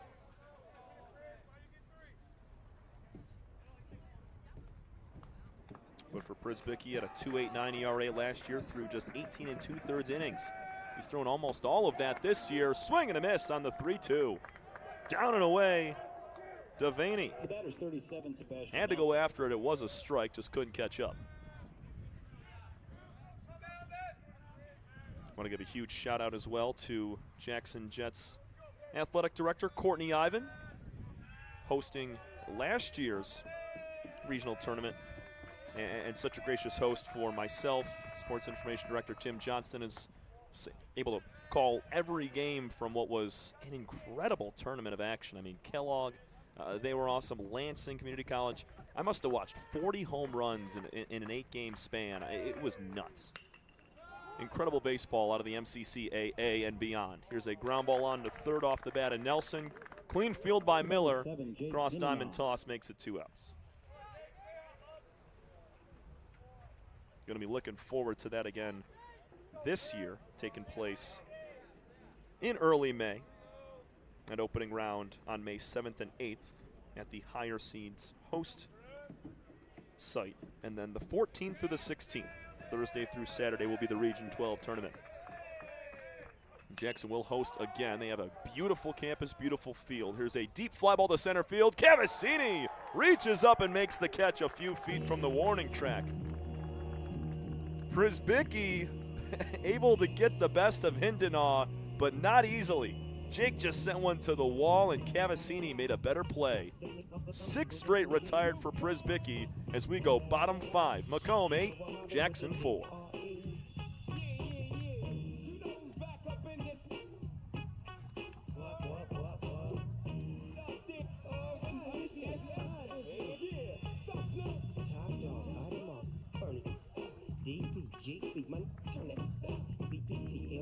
Yeah, we hooking back up. And when they bang this in the club, baby, you got to get up.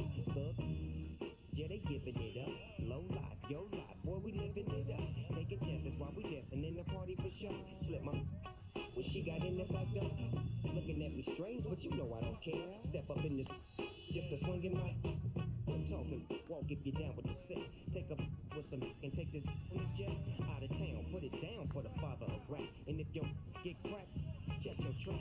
Come back, get back. That's the part of success. If you believe in the ass, you'll be relieving your stress.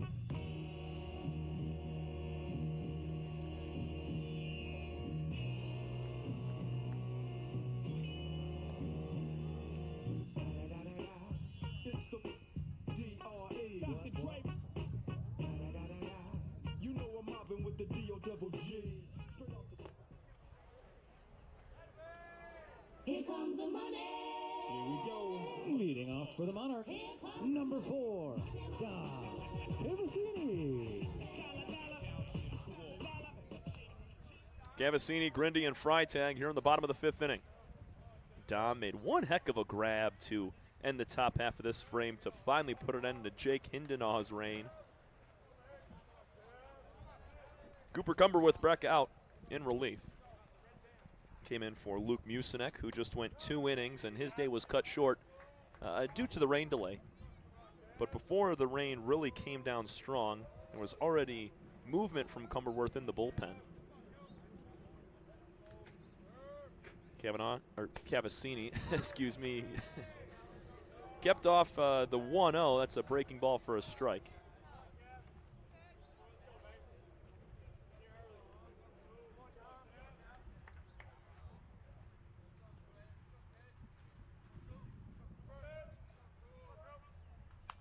We'll swing and nub one off the end of the bat. Slow ground ball to Madison at second base. Forehand play, do or die toss from Madison to get out number 1. Cavanaugh now 0 for 2 with a walk and a run scored. He has really played well in center field despite having a slow start at the plate. It was Adrian Epps who commanded center field for the Monarchs last year, and I mean, one of the fastest players I've ever seen. He could track down anything, but Cavanaugh, he moved from one of the corner outfield positions, played a little bit of infield as well last year, to the mainstay center fielder, and he's done one heck of a job out there. Grindy will face his former teammate Cumberworth for the 2nd time today. Bounced out to second base. He's 0 for 1 with a hit by pitch and a run scored.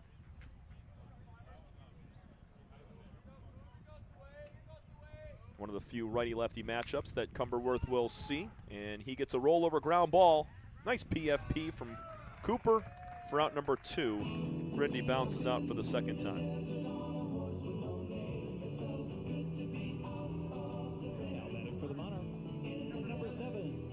Despite that hiccup in the 4th inning, giving up 3 hits in 6 batters to allow 2 runs, Cooper Cumberworth's been good.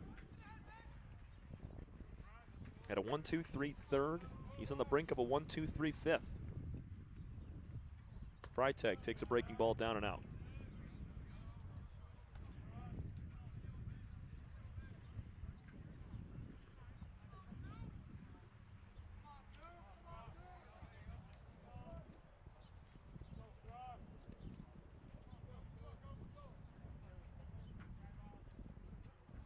Wave and a miss.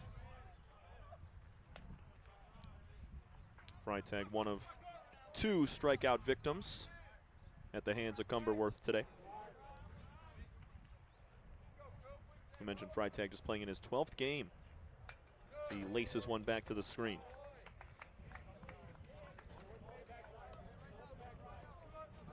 Split time with Evan Morrison, who has been the almost everyday catcher, playing 14 out of the 21 games so far. He is out today.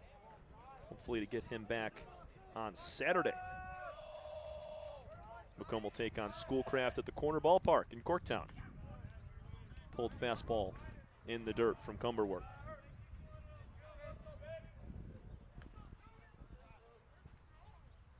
We'll have more action of Macomb baseball for you on Tuesday of next week. That's March 31st, taking on Cuyahoga. Tri-C comes to town. They were one of the better teams in all of Region 12 baseball a year ago as Freitag skies it in the air. Foul territory right side, coming over Madison, makes the catch for out number 3. A 1-2-3 inning once again for Cooper Cumberworth. And we head to the 6th inning with Macomb leading 8-4 here in Warren. We'll be right back.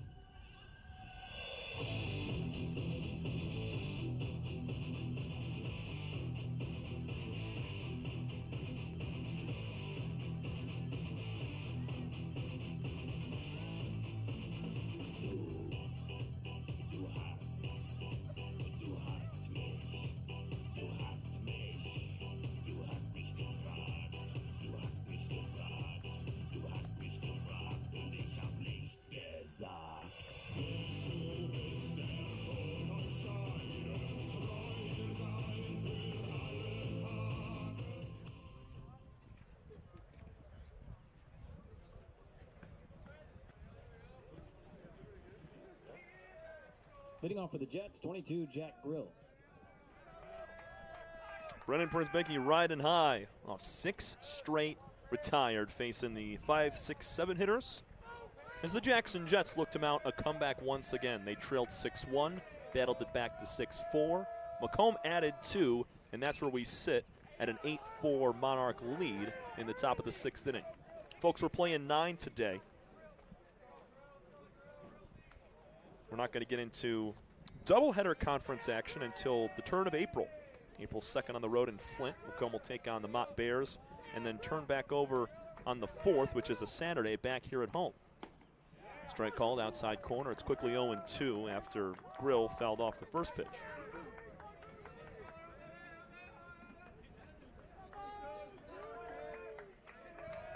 Przybicki works first base side of the rubber. 0-2. Slider pulled into the opposite batter's box. I want to give a huge shout out to our field crew that was able to put some diamond dry down on the diamond, whether it be the batter's box or on the mound. Looks perfect right now. 1-2 inside, just missed.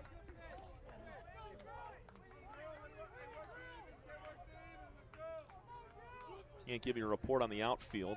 Seems to be just fine, especially how Cavassini was running out there to track down that fly ball last inning. The 2-2 fouled off as Grill took one high and in and just chopped it away.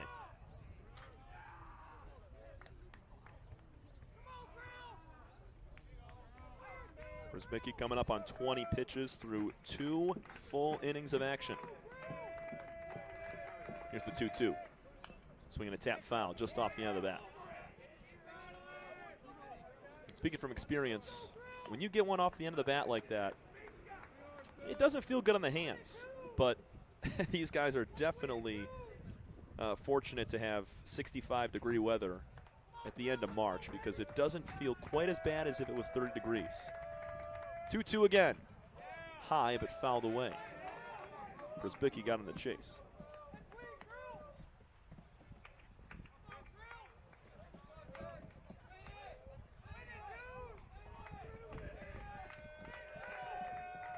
Przybicki upright stance, holds the glove up near the chest. The 2-2 is popped up.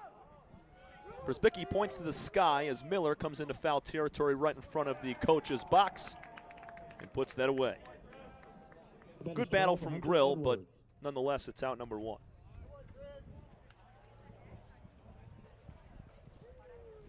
Hunter Edwards, 1 for 2 with an RBI. Catcher for the Jets today. And Wynn continuing to steady, coming straight in from right field. It's moved a couple of different ways today. Edwards puts one on the ground to third, softly to Miller. Nice clean field. Whips one over to first, a little bit low, and Buster Diebel has to stretch it out a little bit. So after a long and grueling first out, it's a quick second. And coasting right now is Brendan Przybicki in his second season with Macomb.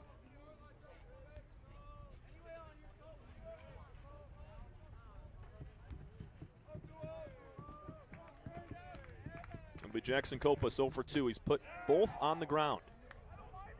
Bounced out to Miller once, and then to Garcia over at second. Cuts and misses on the first.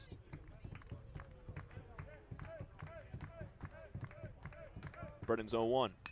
Slider tapped on the ground softly to shortstop. It's going to be Matthews. Throw on to first is in time. Another snazzy little stretch there from Buster Diebel at first. It's a 1-2-3 inning, 9 straight retired by Przybicki. He's been nails.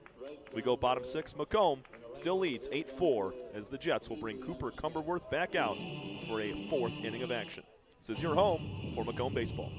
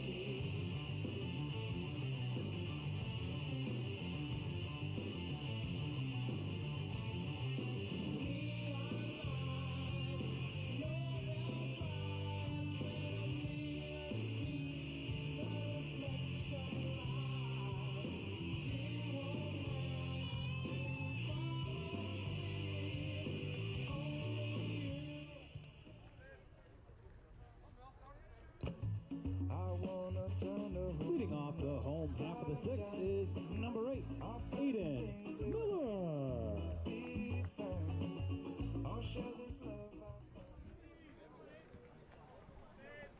Aiden Miller, Norbert Garcia, and Marwin Matthews Jr. 8-9-1 hitters for Macomb here in the bottom of the 6th, facing Cooper Cumberworth. Starts off Aiden with the ball high. A couple of productive at-bats for Miller today in the 8th spot. RBI ground out in the 2nd. Base hit and a run scored in the 4th. He was able to shoot one back into the right center gap just over the glove of Madison against Cumberworth back in the 4th. Cuts and misses to make it 1-1.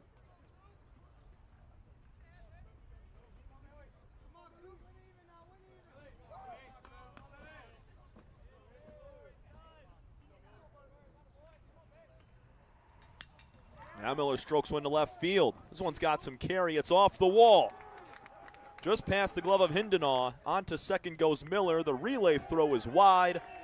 Have a day, Aiden Miller. 3 productive at-bats, a double, adding to his total today. And for Miller, he's now got 15 hits on the year. It's 4th best behind Diebel, Rich, and Matthews. It's one of those ones for the left fielder Cavanaugh where it's just got the backspin and the velocity off the bat. You just got to turn his back and play it off that windscreen. A navy blue windscreen across our fence all the way around. Breaking ball outside to Norbert Garcia. 0 for 0 today. He's got a sac bunt, a walk, and a run scored. First baseman Sebastian Nelson in on the grass at first base. It was Garcia who bunted last time up with a runner on first, nobody out. But different scenario here with a man in scoring position.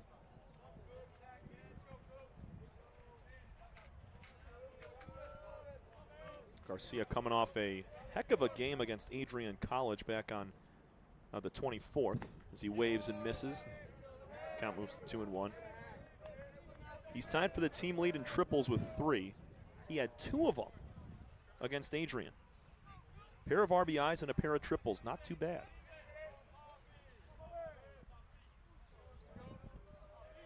Cumberworth's 2-1 pitch.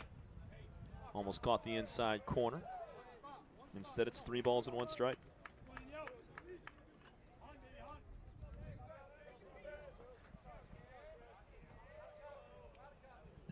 So it seems every other inning, Cumberworth able to go 1, 2, 3.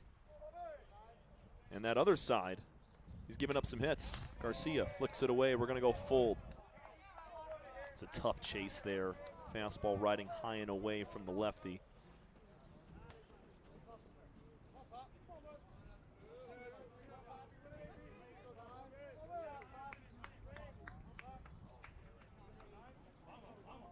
Miller stands at second base, just ripped his second hit. It was a double.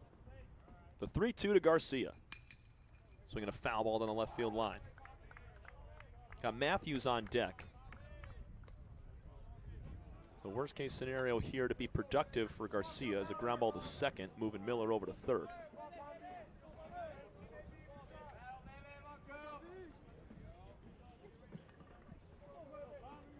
Cumberworth now 42 pitches into his outing, dipping into his 4th inning in relief. The 3-2. Swinging a ground ball to second base. Madison fields, his only play is to first. Well done from Norbert Garcia. 1 gone as Miller moves to third. That'll bring up Marwin Matthews Jr. 3 for 3. An RBI, and he scored every time. So if he finds his way on, he finds a way to come around and touch home plate. It'll be the 2nd time facing Cumberworth. He had his softest of the 3 hits against Cooper. It was just a chopper between short and third. No play for Devaney. And now Matthews will swing at a breaking ball low and foul it away. Talked about how Macomb's had a few products come into the team from the Division I level, Division II level. But and there is just a myriad of Monarchs from last year's team that went and played Division I baseball. 0-1 to Matthews. Swing and a miss. Possibly a foul ball. Yeah, foul tip. It got a piece of our home plate umpire, Steve Tanner.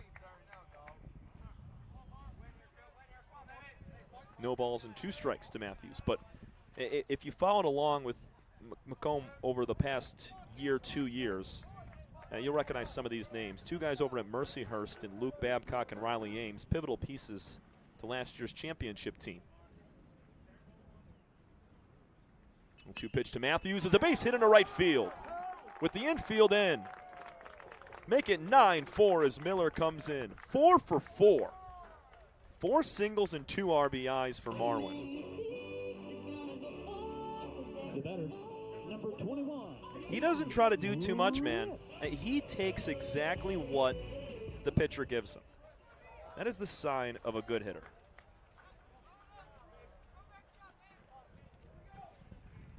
He's tied a season high with 4 hits. He was 4 for 5 back on February 28th against Lakeland College. Scored 2 runs with an RBI. 9-4 Macomb. We're in the bottom of the 6th inning. Nice swing from Matthews.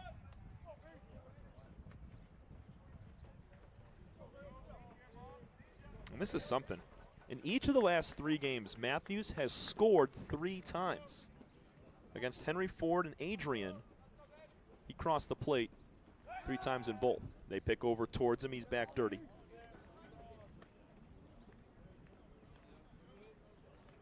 He has yet to have more than 2 RBIs in a game. Matthews. He had 2 against Mid-Michigan College over in Leesburg.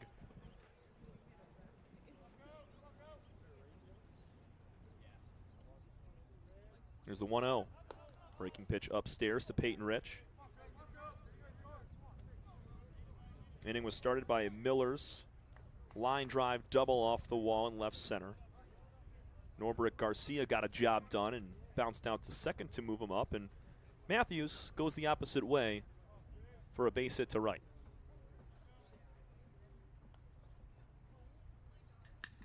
High fly ball off the bat of Rich. This has got some carry, but not deep enough. Kenyon Miller comes in a few steps, makes the grab, and there's 2 gone. It's been a good day for Rich, despite the fly out. He's got an RBI, brought in a couple of runs on an error. Number 24, Buster Debo. Macomb trying to improve to 12-10 on the year and keep a 6-game win streak, and also improve to 4-0 in conference play. A lot on the line for this Jets team as well. They're in jeopardy of seeing their 7-game win streak snapped. In jeopardy of falling to 500 as they sit at 9-8 currently. And they want to be atop the standings, because whoever wins this game will be alone in first place in the East. Big lead at first for Matthews. He's taken off. Nope, he bluffed it. Stopped. Started, then stopped, I should say, and then he retreats.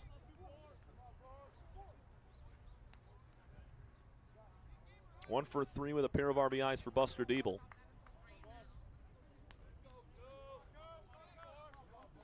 Oh and 1 instead to Buster.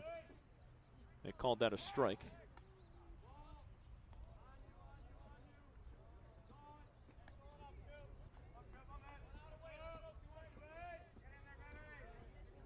They're getting active over there with Marlon Matthews at first.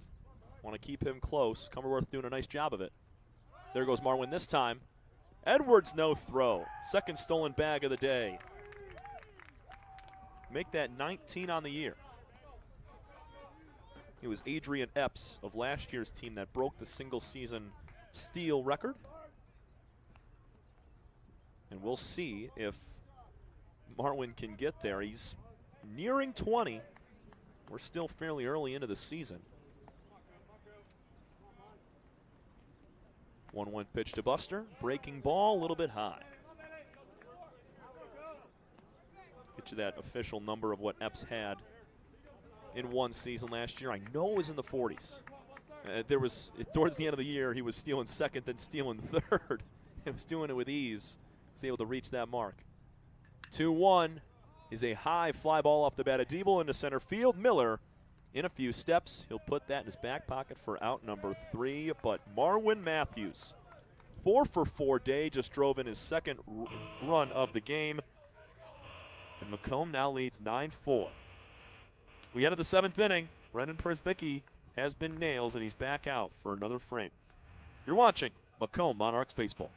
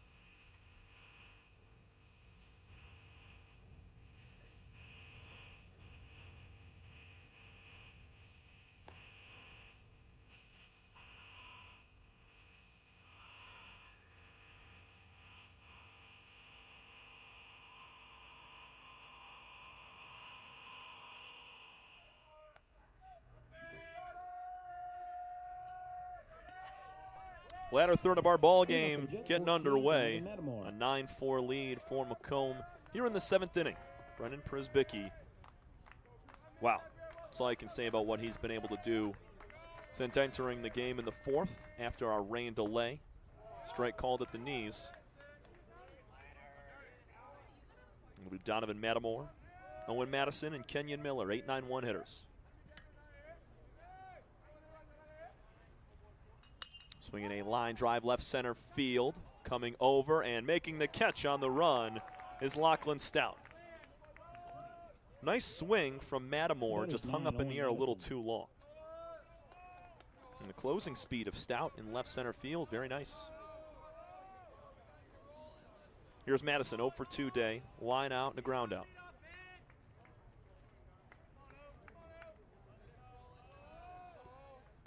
It has been all zeros for this Jackson team since the rain has subsided and we got back to play. They found a spark in that 3rd inning, scrapping together 3 runs. Hindenaw and Edwards combining for those 3. Check swing from Madison, fouled away, it's 0-2.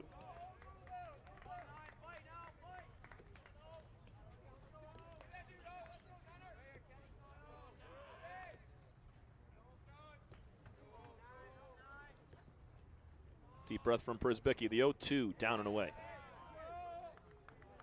Here's Matt, who threw 3 innings. He gave up 4 runs in that time.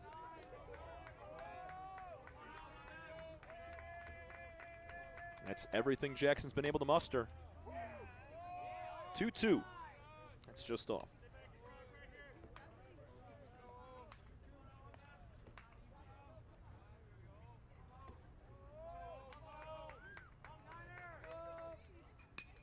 Swinging a fly ball, right center field, not deep. Coming over, Grindy makes the catch, and Madison retired. For the Jets, 10, Kenyon Miller. 2 gone for Kenyon Miller, 0 for 2 with a walk and a run scored.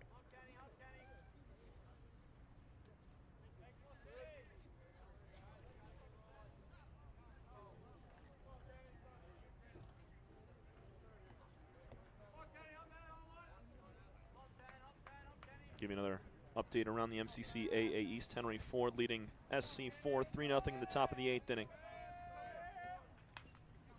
And the first pitch to Miller, swung on and tapped back to Przbicki. He'll field it himself and toss on to Diebel.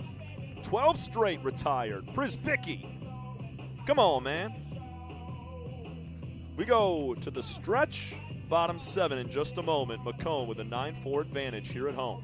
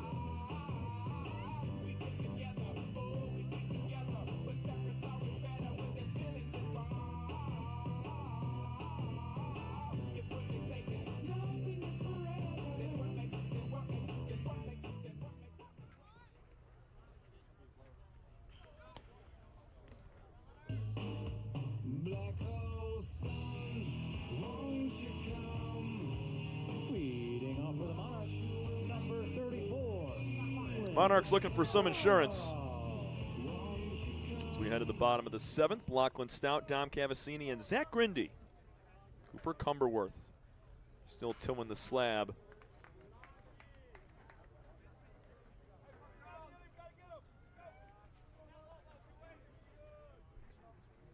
And by how his outing's gone, he's due for a 1-2-3 inning, just kind of based on how his day has been. Started in the 3rd. Went 1-2-3. In the 4th, he gave up 3 hits for 2 runs. In the 5th, he went 1-2-3. And in the 6th, gave up 2 more hits for another run. So it's been every other inning as Stout blisters one down the left field line, way foul. 1-1. It's one thing we haven't seen a ton of today from the Monarchs. Maybe just Aiden Miller's double in the left center gap. Everything's been the opposite field. Have not had a lot of pull side pop from these guys as Stout skies one high in the air, left field, deep, towards the track, and making the catch is Jake Hindenaw.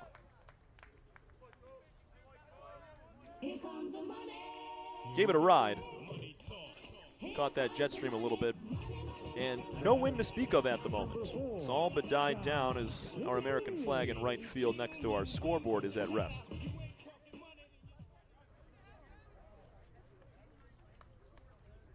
Here's Cavassini, 0 for 2 with a walk and a run scored.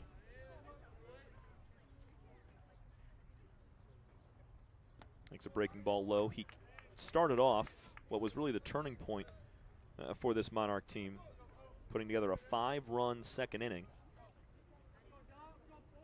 It was also helped out by Luke Mucinek, the starter for the Jets, walking 2 and hitting a couple of batters.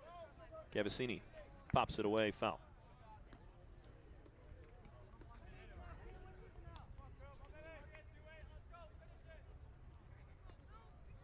The Monarchs jumped out to 5 runs on just 2 hits since they've had 4 runs on 5 hits. And the Jets have been stuck on 4 hits and 4 runs since the 3rd. There's a high pop-up, first base side, coming over Nelson, going to run out of room.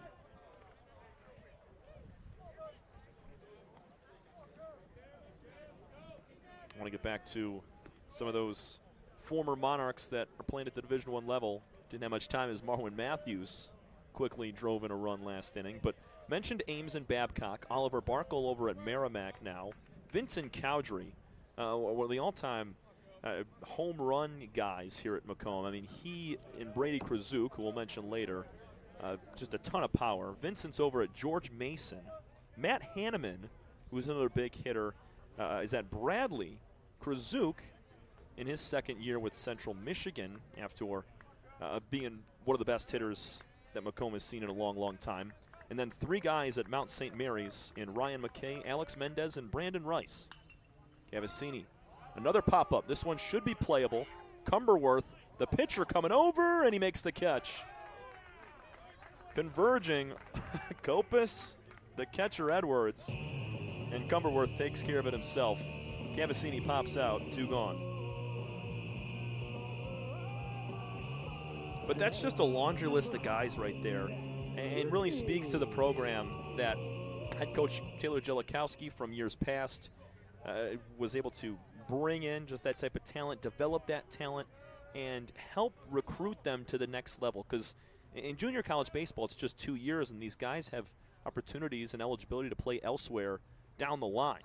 Strike called on the outside corner to Grindy. So being able to just look at that long list of names, speaking of guys that just played for this team over the past 2 seasons, it speaks to this program and what they've been able to do in developing players and getting them to the next level. Blistered off the bat of Grindy. Center field, this one's off the wall.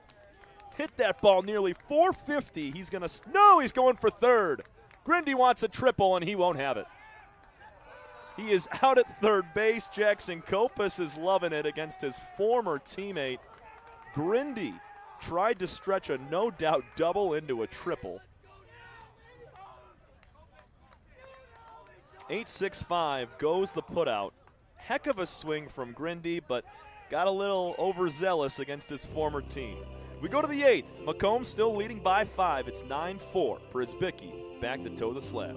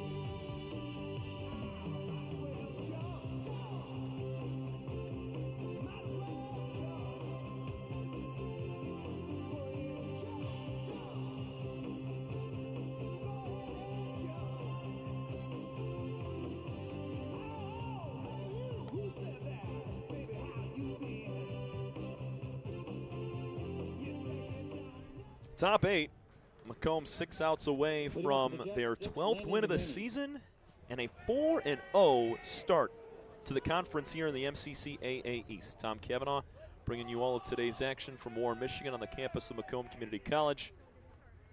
Monarchs with the upper hand, 9-4. Can't say enough good things about what Brennan Przybicki's been able to do in this game. First pitch to Landon Devaney is flicked away, foul.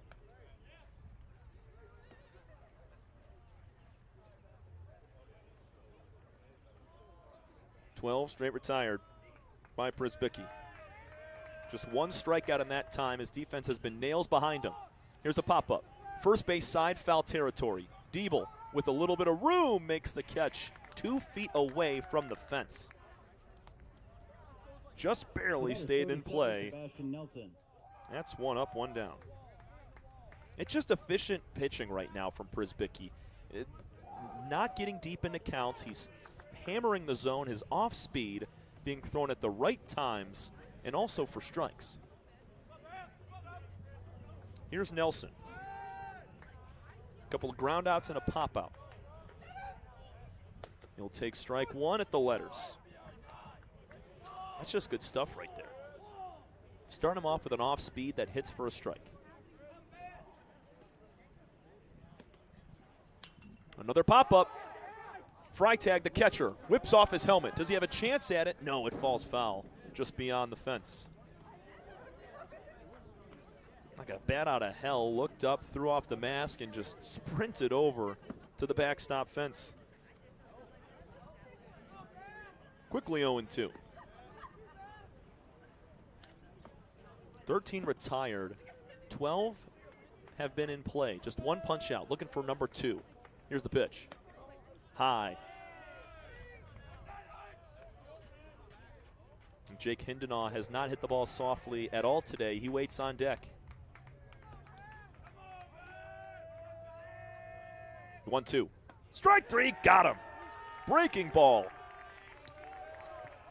Upper end of the zone, not really on the outside corner. That looked really good. And Przbicki picks up punch out number 2 and continues to cruise.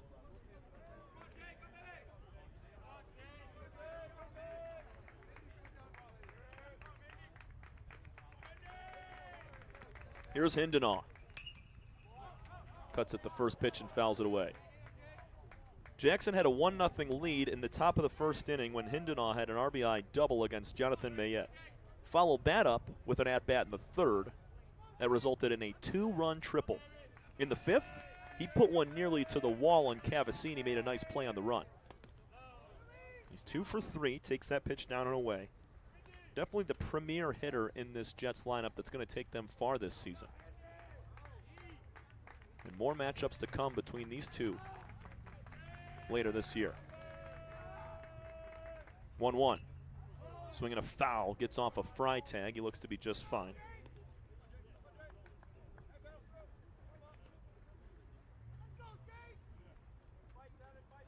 Macomb will meet Jackson again 4 times to end the regular season.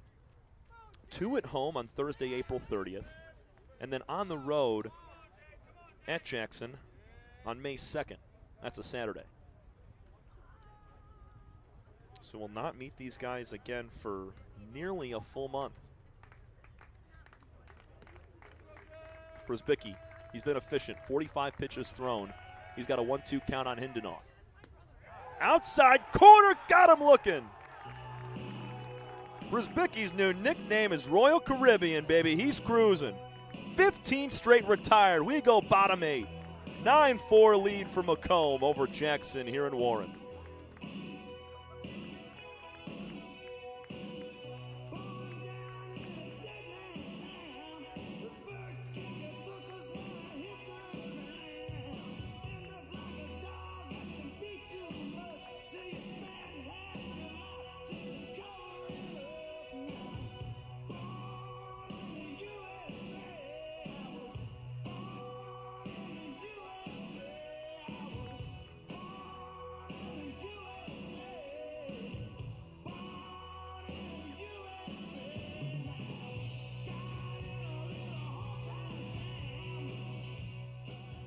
Your attention, please. New pitcher for the Jets is 5, Jaden Hutchinson.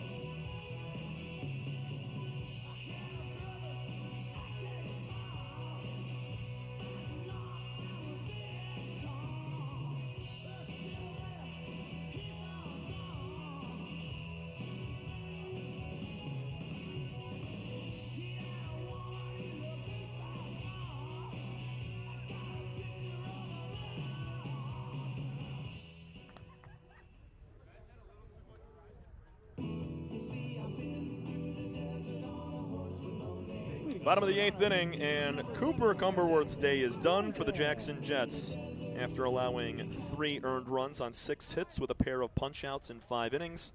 It is now time for the freshman, Jaden Hutchinson. Right-hander, making his 5th appearance. 11 2/3 innings pitched this year. He's given up 5 earned runs on 13 hits. A 3.86 ERA for Jaden. He'll face the bottom third of this lineup, starting with Zach Freitag. First pitch is a fastball outside.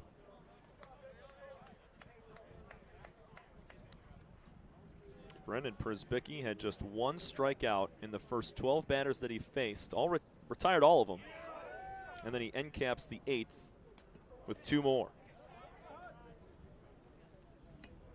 No runs, no hits, no walks. 3 strikeouts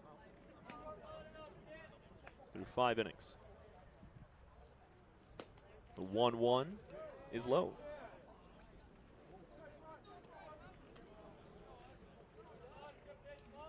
After Freitag, it's Miller and Garcia. Hutchinson with a high leg kick. It's a swing and a miss, 2-2. Strikeout swinging, a pop out, and a hit by pitch came around to score for Freitag today. Foul.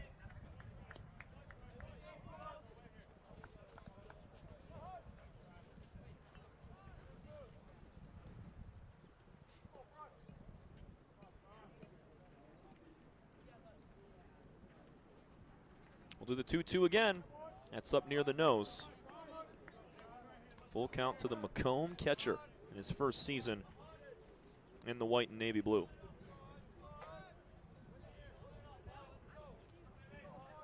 I venture to say Przbicki goes back out for the 9th inning, as he'll get a little more rest time. Leadoff man aboard, and Freitag, after working a walk on the full count.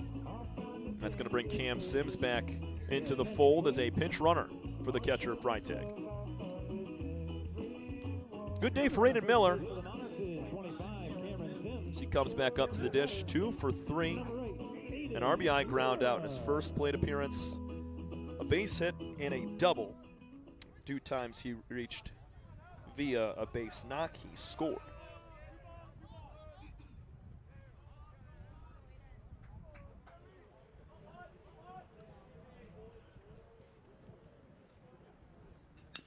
Miller will chop one on the ground to third. Kopus looks to go to second. Will they turn 2? No. Throw gets wide away up against the backstop.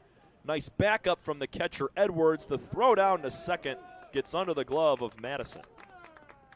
Miller was dead to rights trying to get second base as Edwards, the catcher, heady play, backing up the double play. Throw is just a little bit low. So the fielder's choice and a throwing error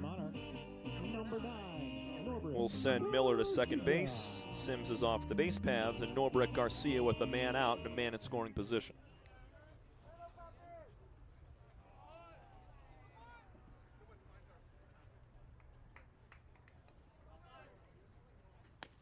First pitch to Garcia on the corner for a strike. And the score update around the MCCAA East. Schoolcraft has tied it up against the Mott Bears. That game in the bottom of the 8th inning. 4-4 is your score.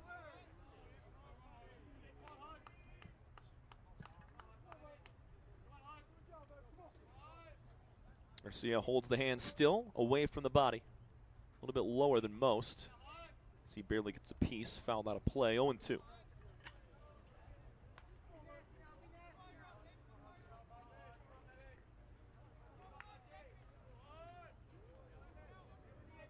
Still a light drizzle coming down as well. Not even close to what it was in the bottom of the 3rd inning that shut down play for about 45 minutes. Edwards turns the glove over to block it up. Garcia lives to see another pitch. Also Henry Ford. We mentioned it was a 3-0 lead over SC4. That came now in the top of the 9th. Henry Ford has blown it wide open. 11-2 Hawks.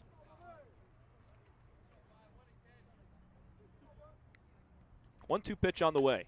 There's a line drive to left field. This is going to fall for a base hit. Misplayed by the left fielder Hindenaw. Coming around third and scoring, but hobbled is Miller. Into second base is Garcia. That's a base hit with an error on Hindenaw to bring the run in. do not like how Miller is coming around third that time. Hopefully he's all right. Make it 10-4 Macomb. Norbert Garcia picks up an RBI. That's his 11th this season. He will not be credited with a double just because Cavanaugh was looking to take it on one hop and it snuck under his glove. And Garcia was actually going to be out at second base. Swing and a miss from Matthews, who's 4 for 4. The throw-in from Cavanaugh in left field was in time on a bounce. Madison could not corral it, or it was actually Devaney at shortstop who couldn't corral it. And sliding underneath was Garcia. And Miller had not have scored yet. Swing and a miss from Matthews. But I guess it wouldn't have mattered since there's only one out. Even on the tag out at second base, Miller would have scored regardless.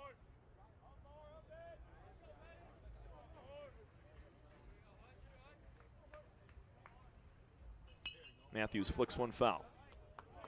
Stays 0-2 with just one out. Macomb has widened their lead over the last several innings.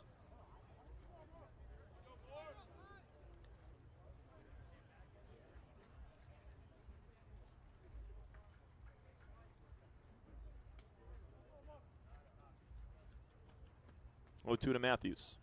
Another foul ball. And Marwin looking for 2 different season highs. If he's able to get a base hit here, that scores a run. He's tied a season high in hits in a game with 4. He's tied a season high in RBIs in a game with 2.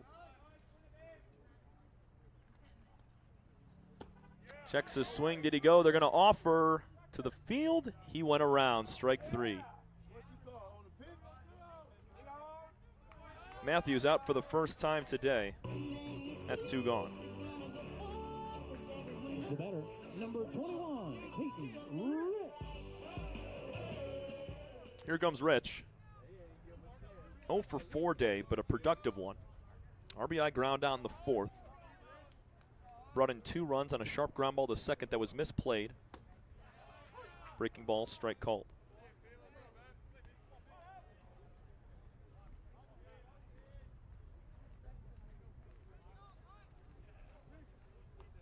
(10-4) Monarchs. We're in the bottom of the 8th inning. Macomb will look to close it out in the top half of the 9th. That's outside.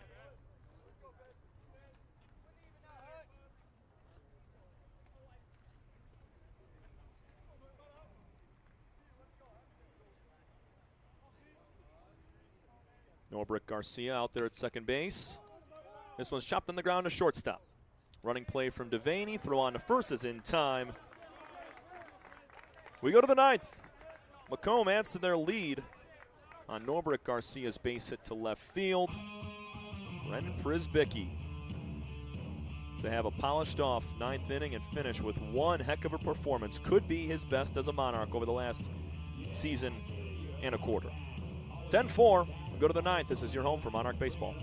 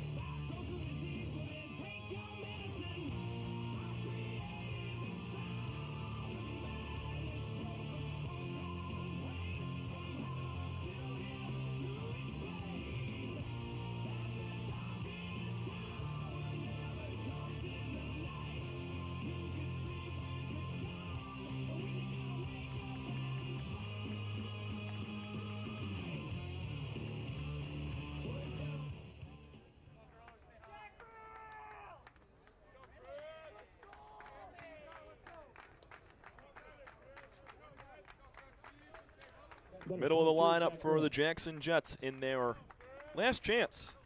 Trailing 10-4 as we head to the 9th inning. Brennan Przybicki has been incredible today. The first pitch he throws to start the 9th is a strike at the knees. Jack Grill, Hunter Edwards, and Jackson Kopus are your starting 3 hitters in the 5, 6, 7 spot. Brennan's fastball rides high and tight. 1 in the first, 5 in the second, 2 more in the 4th, 1 more in the 6th, and tack on 1 in the 8th for this Macomb team to get to 10. Strike called on the outside corner. This is the 3rd time in 4 conference games that the Monarchs have scored double digits. They have now outscored opponents to this point, conference opponents that is, 41-13. It's a slider down and away, 2-2. That's just utter dominance. And you look at the beginning of the year facing some of that top talent, it gets you ready for games like this. Big swing off the bat of Grill, and it's off the wall. He's going to try on to second for it, and will get in before the Garcia tag. Nice throw in from Stout in left field. And that breaks a 15 retired streak for Brennan Przybicki. Batters 12, Hunter Edwards.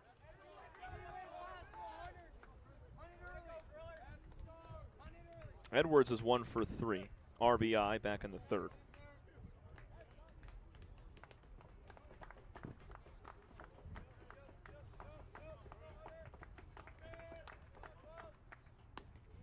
Slider away. But that just, I mean, completely puts a stopper on that Jackson team from innings 4 through 8 of just nothing. Not a single base runner. No walks. No errors, nothing. The defense was great, and Przybicki was even better. But the most important 3 outs come right now as you're eyeing down win number 12 and a 4-0 conference start. Strike called upper outer corner, make it 2-1.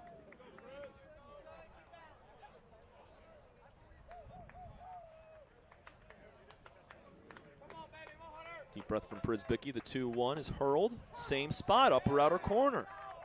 He continues to eat that upper outer spot for a strike. He got Sebastian Nelson looking last frame on that same pitch. Here's the 2-2. Swing and a miss. Slider down and away. 4 strikeouts for Przybicki. The batter's 20, Jackson Kopus. That's 1 gone. As Kopus will dig in with a man in scoring position, trailing by 6.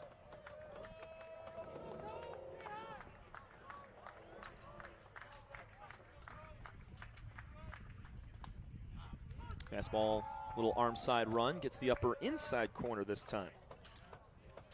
Hitting his spots well. As I mentioned, Przybicki last year, he just threw just under 19 innings. Swing and a miss, 0-2. This year, coming into today,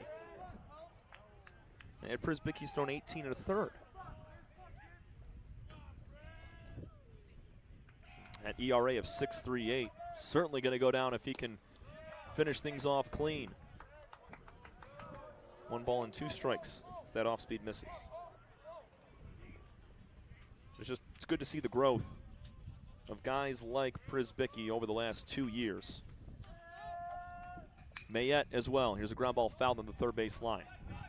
You can also credit the athletic administration here at Macomb as well, because you bring in a guy in Nick Caruso who was a mainstay, played here, went and played Division I baseball afterwards, was the assistant coach for a couple years at Macomb, and then you bring him in to be the head coach. That's how you retain a lot of that veteran talent.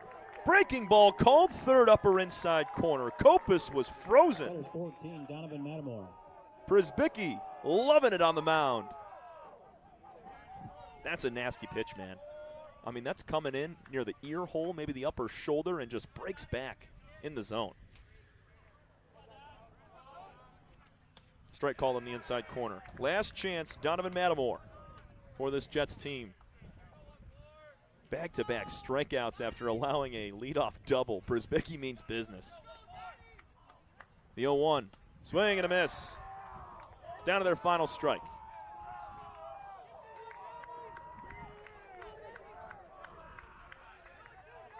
Przybicki sets at the shoulder. Set up outside is Freitag. Here it comes. It's low. Mattamore's 0 for 2 with a walk today.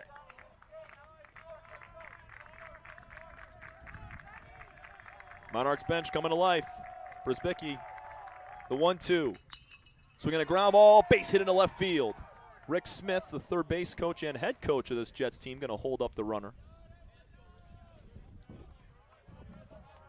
So Jets staying with life. Runners on the corners, and we have a pinch hitter, going to be number 33.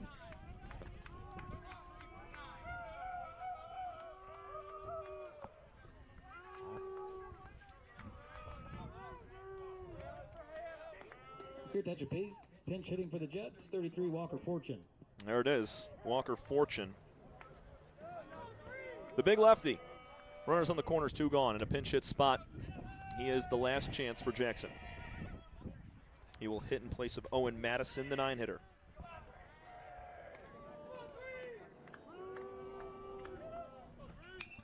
He'll swing and put one in the air. Should be playable. Miller crashing in. He's calling for it and makes the catch. Macomb wins the home opener.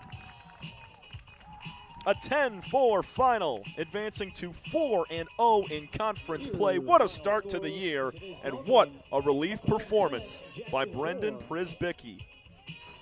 Retired 18, gave up 2 hits, no walks, 4 strikeouts. Check that, 5 strikeouts for Przybicki. Arguably his best outing as a Monarch over the last 2 years, and a big reason why Macomb was able to pull away and win this game, putting a stopper in a Jets offense that was surging back in the 3rd inning. Przybicki will get the win. He's going to improve to 2-3 on the season. That 6.38 ERA definitely going to drop after putting together, 6 innings of scoreless baseball. Your player of the game is going to be Marlon Matthews Jr., a 4 for 5 day, scored 3 times and had a pair of RBIs. That's his second multi-RBI game of the year. Peyton Rich gets a lot of credit. He was able to drive in a run. Buster Diebel, he had 2 ribbies, including a double. And Aiden Miller, 2 for 4, a double, and an RBI as well. Those guys, your top players for the Monarchs, who now improved to 12-10 on the season. A 6-game win streak. And they are atop the Eastern Division of the MCCAA Conference. 4-0. Jackson drops to 3-1. And the other action still to be decided. Henry Ford likely going to beat SC4, and that would bring the Hawks to 2-2 in conference play, putting them in 3rd place. SC4 would drop to 1-3. And Mott and Schoolcraft still tied up at 4 apiece in the 9th inning, so nothing to be decided there just yet. That's going to do it for us here in Warren, and perfect timing, by the way, as the dark clouds start to roll back in. Big reason why we played early today is because the rain is coming. We got a little bit of it earlier, and a big shout out to our athletic director, Brian Rizzo, for being able to keep today's game going. There was a time early on when the rain was first coming down that we might not have played the rest of today's game, but he deserves a lot of credit for really lobbying with our umpires and both teams and getting these teams back on the field to allow Macomb to surge to a 10-4 win. Jackson falls to 9-9, 3-1 in conference, and has their 7-game win streak snapped. As we mentioned, Macomb 12-10, now 4-0 in the East, and a 6-game heater. From Tom Cavanaugh and the rest of our crew here in Warren, we're saying so long. The next time you will see us for Macomb baseball is on Tuesday, March 31st, as the Monarchs welcome the Cuyahoga CC Triceratops. Once again, your final score here today on a rainy Thursday afternoon in March. 10-4.